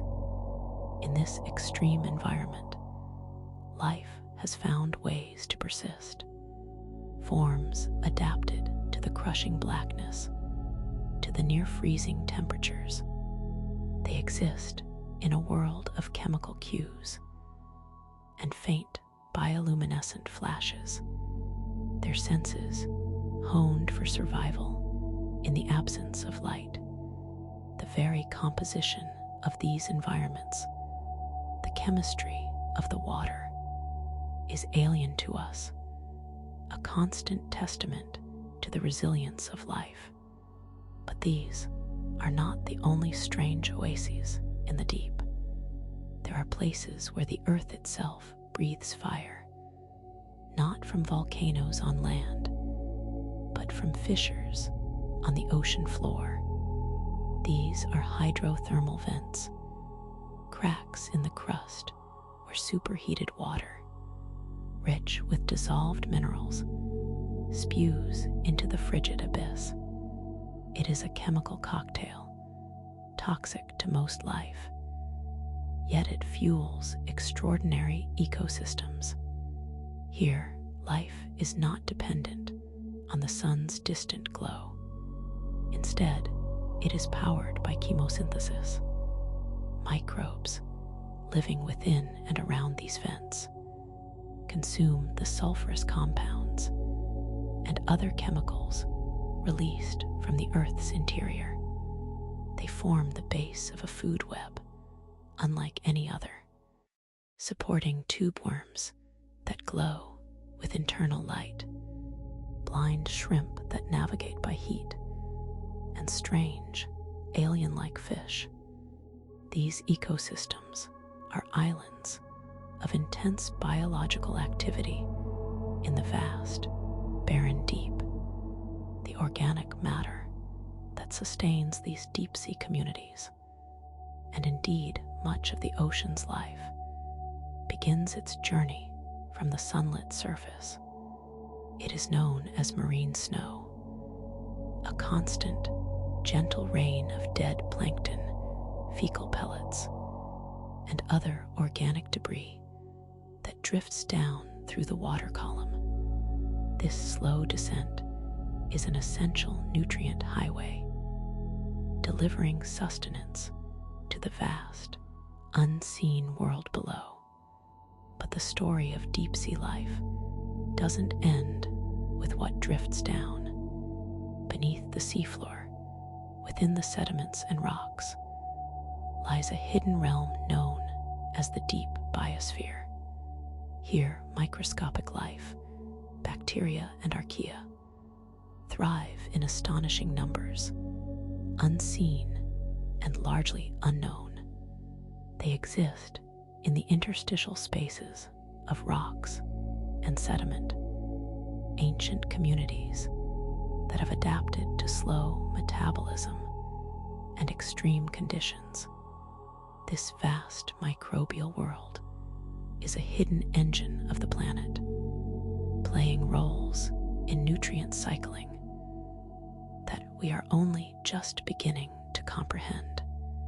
Yet, when we consider these deep ocean realms, from the crushing depths of the Hadal Zone to the hydrothermal oases and the hidden biosphere, we confront a profound truth.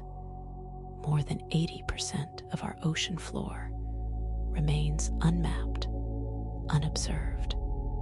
We have better maps of Mars than we do of our own planet's deepest trenches. What wonders, what entirely new forms of life, what geological processes remain hidden from our sight, waiting to be discovered in the unexplored dark. The answers lie in venturing further into these uncharted territories, particularly as we consider how the very structure of our planet, its solid crust and molten heart, continues to influence these hidden watery expanses, a subject we will investigate next when we delve into the Earth's internal dynamics. The Earth has not always been a lone wanderer in the void. For billions of years, our planet has been a target, a cosmic pinball caught in the grand, chaotic game of the solar system. The evidence for this perpetual bombardment is etched into its very face. Every crater, from the colossal basins of the moon to the subtle scars on our own continents, tells a story of impacts. These are not mere geological curiosities. They are the punctuation marks in Earth's long and violent history. The formation of the moon itself is thought to be the result of a cataclysmic impact. Early in its existence, a Mars-sized protoplanet struck the nascent Earth, flinging molten debris into orbit that coalesced to form our familiar satellite. This constant barrage continued long after the initial formation. The late heavy bombardment, a period estimated to have occurred around 4 billion years ago, saw a dramatic increase in impact events across the inner solar system.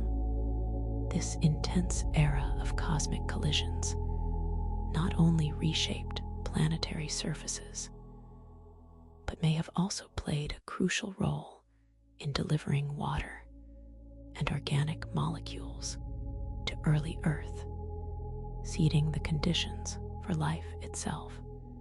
Even today, though less frequent, impacts still occur, albeit mostly on a smaller scale, visible as fleeting meteors streaking across the night sky.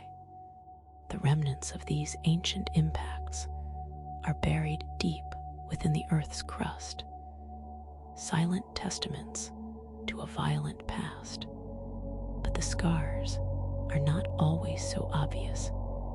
Beneath the oceans and within the rock strata, the geological record whispers of a more profound cosmic influence, a force that has repeatedly reshaped life and the very planet we inhabit. As we gaze upward, the celestial sphere is not empty. It is populated by a vast and dynamic array of objects, many of which traverse orbits that bring them into proximity with our own world. These near-Earth objects, or NEOs, are a diverse group: asteroids, rocky remnants from the formation of the solar system, and comets, icy wanderers from the distant reaches of the Oort cloud and Kuiper belt. While most are small and pose no immediate threat, a significant number are large enough to cause catastrophic damage if they were to strike our planet. The catalog of these objects grows daily as our observational capabilities improve. Scientists meticulously track their trajectories, calculating the probabilities of future encounters. The sheer number of NEOs is staggering. Astronomers estimate there are millions of asteroids, ranging in size from mere pebbles to colossal, mountain-sized bodies. Of particular concern are the potentially hazardous asteroids, or PHAs, those whose orbits bring them close enough to Earth and are large enough to cause regional or global devastation. The threat may seem abstract, a distant possibility, but history tells us it is a certainty. The Chicxulub impactor, responsible for the extinction of the dinosaurs, was an asteroid of significant size, a stark reminder of the destructive power lurking in the darkness. Understanding this population is the first step in addressing their potential impact on our fragile world. Confronted with the potential for cosmic disaster, humanity has embarked on a vital quest to find these celestial trespassers and, if necessary, to devise ways to divert them. This endeavor, known as planetary defense, involves a multi-pronged approach.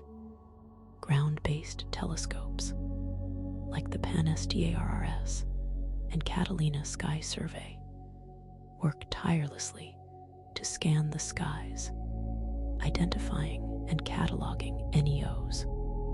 Space-based observatories offer a crucial advantage, free from atmospheric distortions, providing even sharper views of the heavens. Once a potentially hazardous object is detected and its orbit confirmed, the real work begins.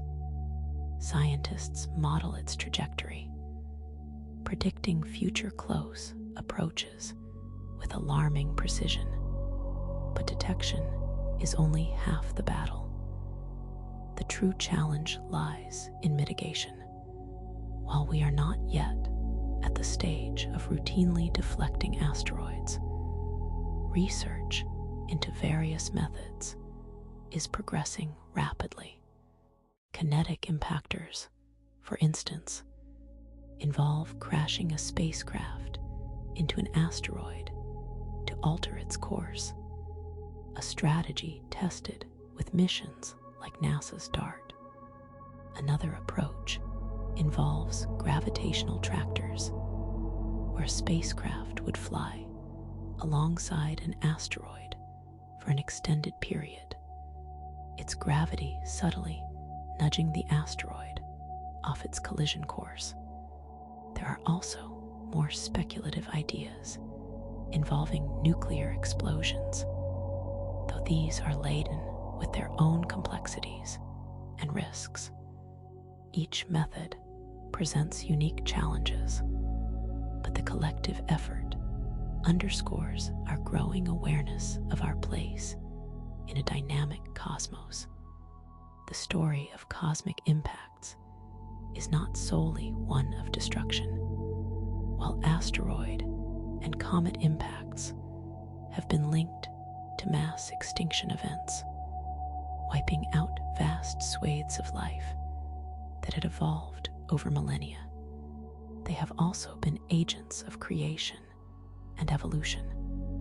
These celestial visitors have delivered essential building blocks of life, such as water and organic molecules, to planets like Earth, potentially kickstarting the very processes that led to our existence.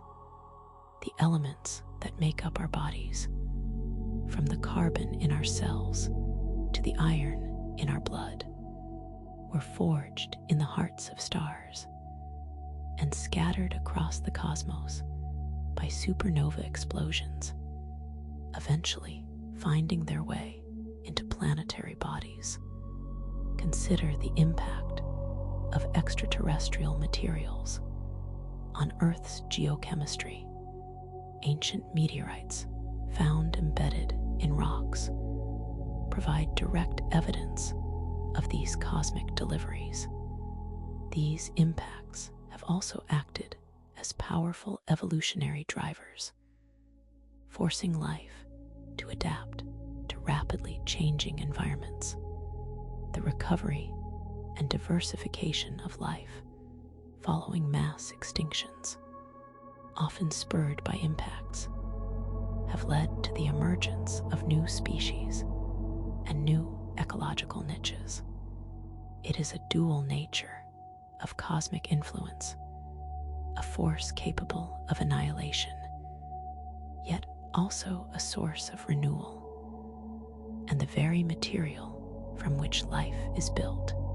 This intricate dance between Earth and the cosmos, a cycle of destruction and creation, continues to shape our planet's destiny, a destiny that is inextricably linked to the vast, star-filled expanse beyond. The contemplation of these cosmic events naturally leads us to consider the vast, silent periods of Earth's history, particularly the profound stillness and the slow, inexorable march of time that defines the Precambrian eons, where the foundations of life were laid in environments we can barely imagine. Beneath the seemingly solid ground, a slow, immense churning drives the very shape of our world. The Earth's outer layer, the lithosphere, is not a single unbroken shell, but a mosaic of immense, rigid plates. These plates, carrying continents and ocean basins alike, are not adrift on a static ocean floor. Instead, they ride upon a layer of hotter, more yielding rock known as the asthenosphere. It is within this semi-fluid zone that the engine of plate tectonics truly resides, powered by the inexorable forces of heat rising from the planet's deep core. Imagine vast, slow-motion convection currents at play. Hot material from deep within the mantle wells upward like a sluggishly boiling pot, then spreads out horizontally beneath the lithospheric plates. As it cools, it sinks back down, creating a continuous circulatory flow.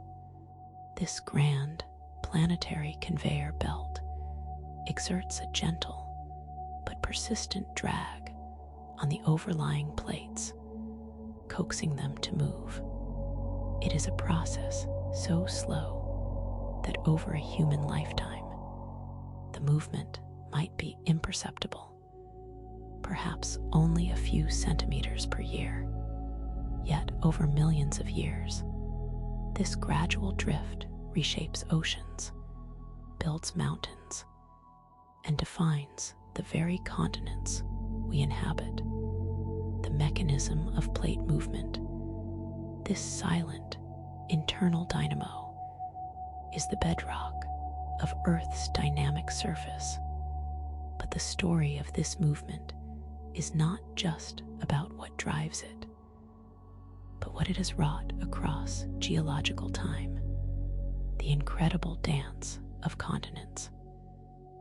This ceaseless motion of the lithospheric plates has a profound consequence: the grand ballet of continental drift. Throughout Earth's long history, continents have not remained fixed in their positions.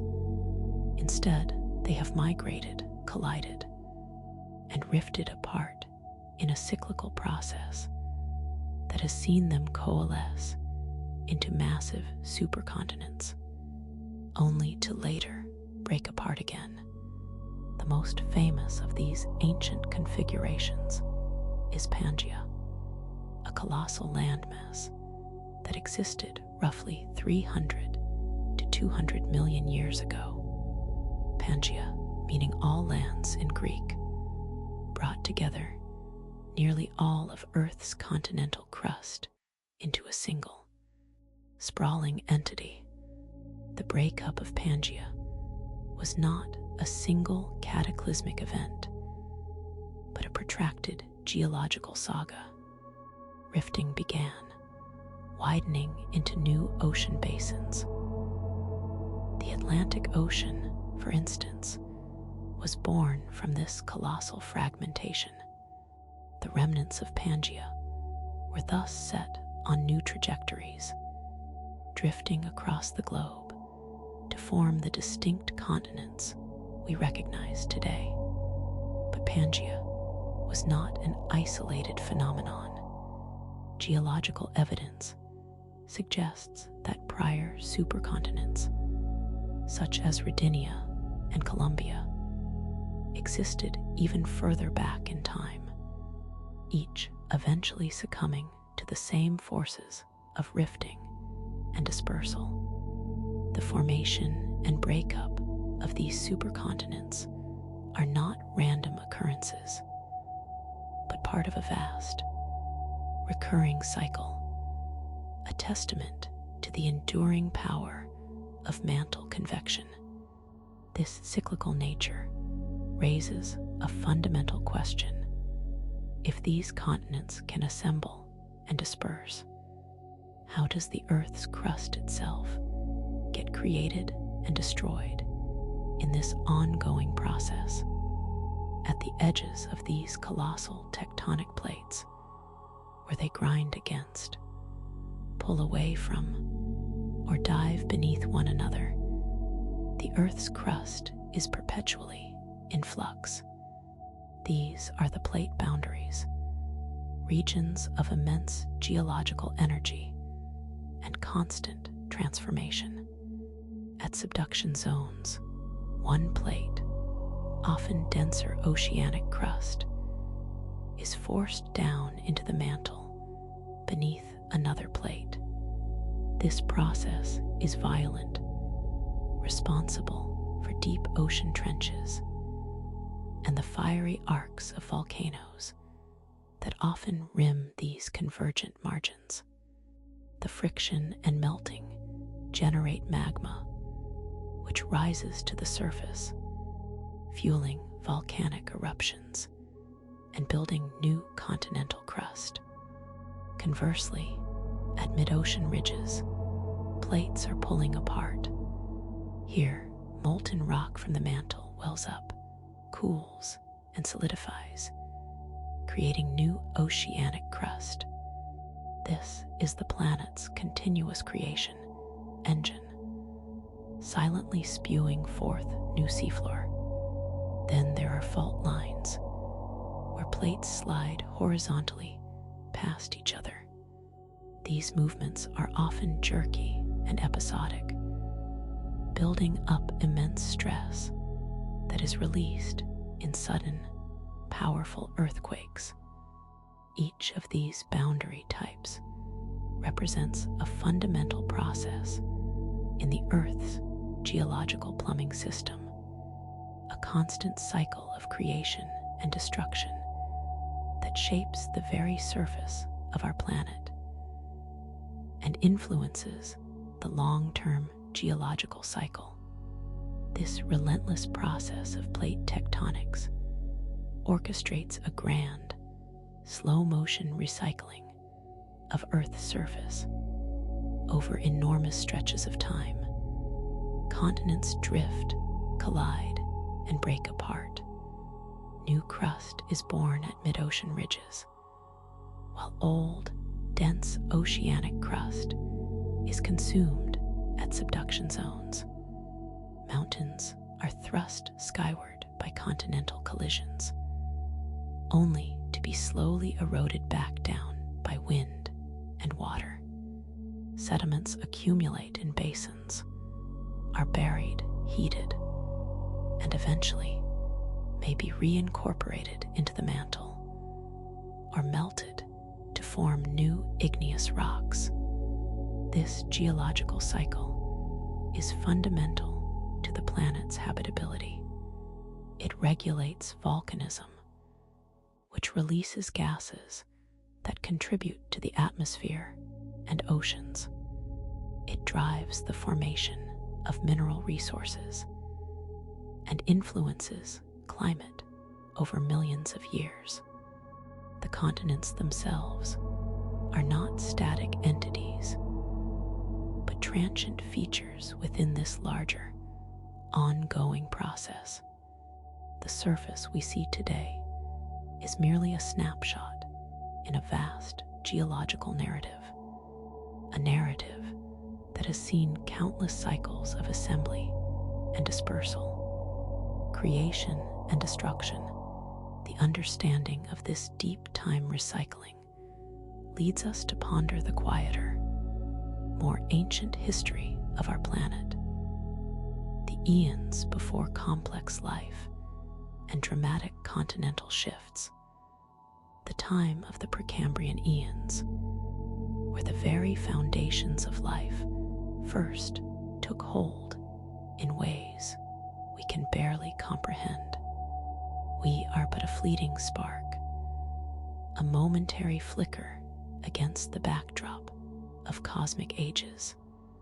Our civilizations, with their triumphs and their follies, occupy mere blips on the grand timeline of Earth's existence. While we measure history in centuries, the planet itself counts its story in billions of years. Consider the vastness of the Precambrian eons, a time so distant it predates even the simplest forms of life as we know them.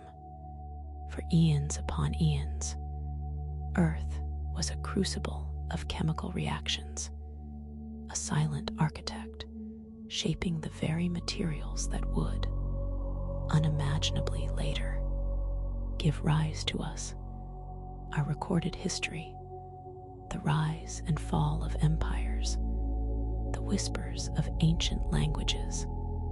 These are but ripples on the surface of a deep, slow ocean of time. The grand geological forces that sculpted continents and carved ocean basins operated for lengths of time that dwarf human comprehension. Our entire species' journey, from our earliest ancestors to our present state, is a mere breath compared to the slow, seismic ballet of plate tectonics. This comparison is not meant to diminish us, but to offer a profound recalibration. It asks us to consider what it truly means to exist, not just in our immediate present, but within the immense, unfolding saga of existence. The sheer duration of Earth's past is a canvas so vast it makes our individual lives and even our collective history seem like a single brushstroke. And yet, within this brief span, we have gazed back at the stars, decoded the secrets of our planet's past, and begun to understand the deep currents that have shaped our world. This capacity for understanding, for reflection, is itself a remarkable phenomenon. As we stand on the precipice of comprehending Earth's deep past, we are also uniquely positioned to consider the echoes of those ancient events that still resonate within our present reality. These are not merely abstract geological curiosities. but forces that continue to shape our environment and our lives in ways we are only beginning to fully appreciate. The very ground beneath our feet tells a story of unimaginable antiquity. The mountains we see were once ocean floors, uplifted by colossal forces. The air we breathe was forged in the fiery breath of volcanoes and transformed by ancient life. These are not separate events from our time, but threads woven into the fabric of our present. The minerals we mine, the energy we harness, often have origins deep within Earth's history, remnants of processes that unfolded long before humans ever walked the planet. The fossil record, a silent testament to lives long extinguished, offers glimpses into worlds dramatically different from our own. These ancient biotas, their struggles and adaptations, laid the groundwork for the diversity of life that flourishes today, including our own species. The very DNA that defines us carries the imprint of these ancient lineages, a biological inheritance stretching back through unimaginable epochs. We are, in essence, living repositories of deep time. The forces that shaped Earth's early days continue to whisper through our modern world. The slow churn of the mantle, the inexorable march of tectonic plates, these are processes that continue to sculpt our planet, albeit on a timescale that often eludes our immediate perception. Even the seemingly stable continents are in a perpetual state of slow transformation. The geological memory embedded within the rocks is a constant reminder of the planet's dynamic past. We are, in a very real sense, walking on the bones of ancient worlds. The layers of rock are like pages in an immense book, each one telling a story of creation, transformation, and extinction. These stories, though silent, are powerful. They speak of cycles of emergence and decay, of grand experiments in life that have played out over billions of years. Our understanding of these cycles offers a unique perspective on our own existence, a perspective that is both humbling and awe-inspiring. The weight of this ancient past does not oppress, but rather it informs our present and shapes our contemplation of what is to come. What further echoes of these ancient forces lie dormant, waiting to be unearthed in the silent strata of the earth?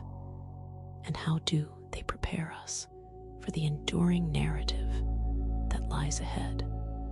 The Earth's journey is far from over, and humanity's chapter within it is still being written.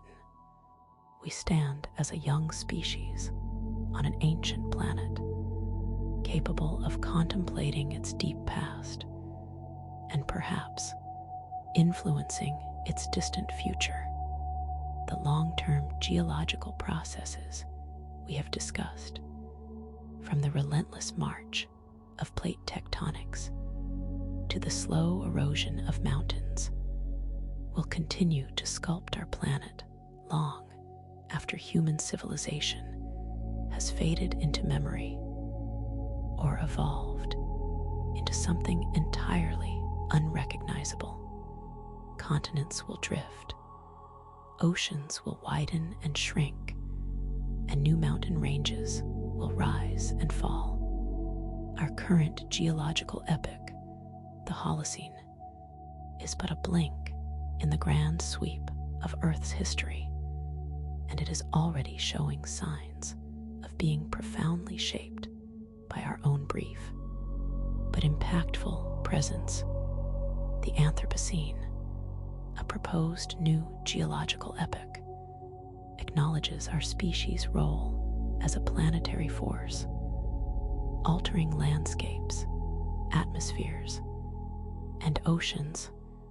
This is a heavy mantle of responsibility. Beyond our own influence, the cosmos itself continues its relentless dance, a dance that holds both the promise of inspiration and the threat of oblivion. Asteroids and comets, ancient wanderers of the solar system, continue their trajectories, a constant reminder of the potential for cataclysmic impacts. Supernovae, the explosive deaths of stars, can unleash vast energies that might, in the deepest cosmic timescales, affect planetary systems. The sun itself, our life-giving star, will eventually evolve, its life cycle a predetermined arc that will ultimately render Earth uninhabitable. These are not doomsday prophecies, but fundamental realities of cosmic existence. Our trajectory as a species is uncertain. Will we master the forces that threaten us, both terrestrial and celestial, or will we succumb to our own follies or the indifference of the universe? The answers lie not in prediction, but in our continued pursuit of knowledge, our capacity for adaptation, and our willingness to embrace a perspective that transcends the immediate present. The very act of understanding deep time, of contemplating the immense scales of existence, forces us to confront our own transience.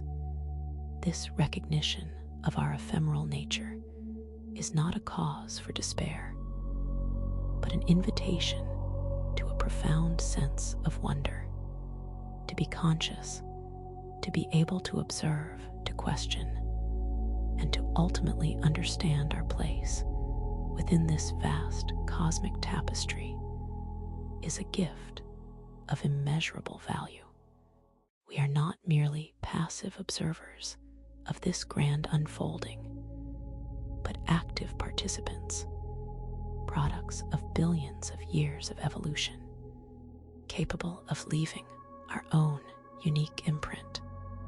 The silence of the cosmos, the immense stretches of time, the enduring power of geological forces, these are not abstract concepts, but living realities that shape our existence. They offer a perspective that dwarfs our daily concerns, reminding us of the preciousness of this brief moment we have to experience, to learn and to wonder. As we stand on the edge of understanding these profound truths about our past and our potential future, we can only look outward to the stars and inward to the deepest currents of time, asking what further revelations await us in the grand, silent expanse of the universe. Make sure to subscribe for more videos and hit that notification bell so you never miss a new video.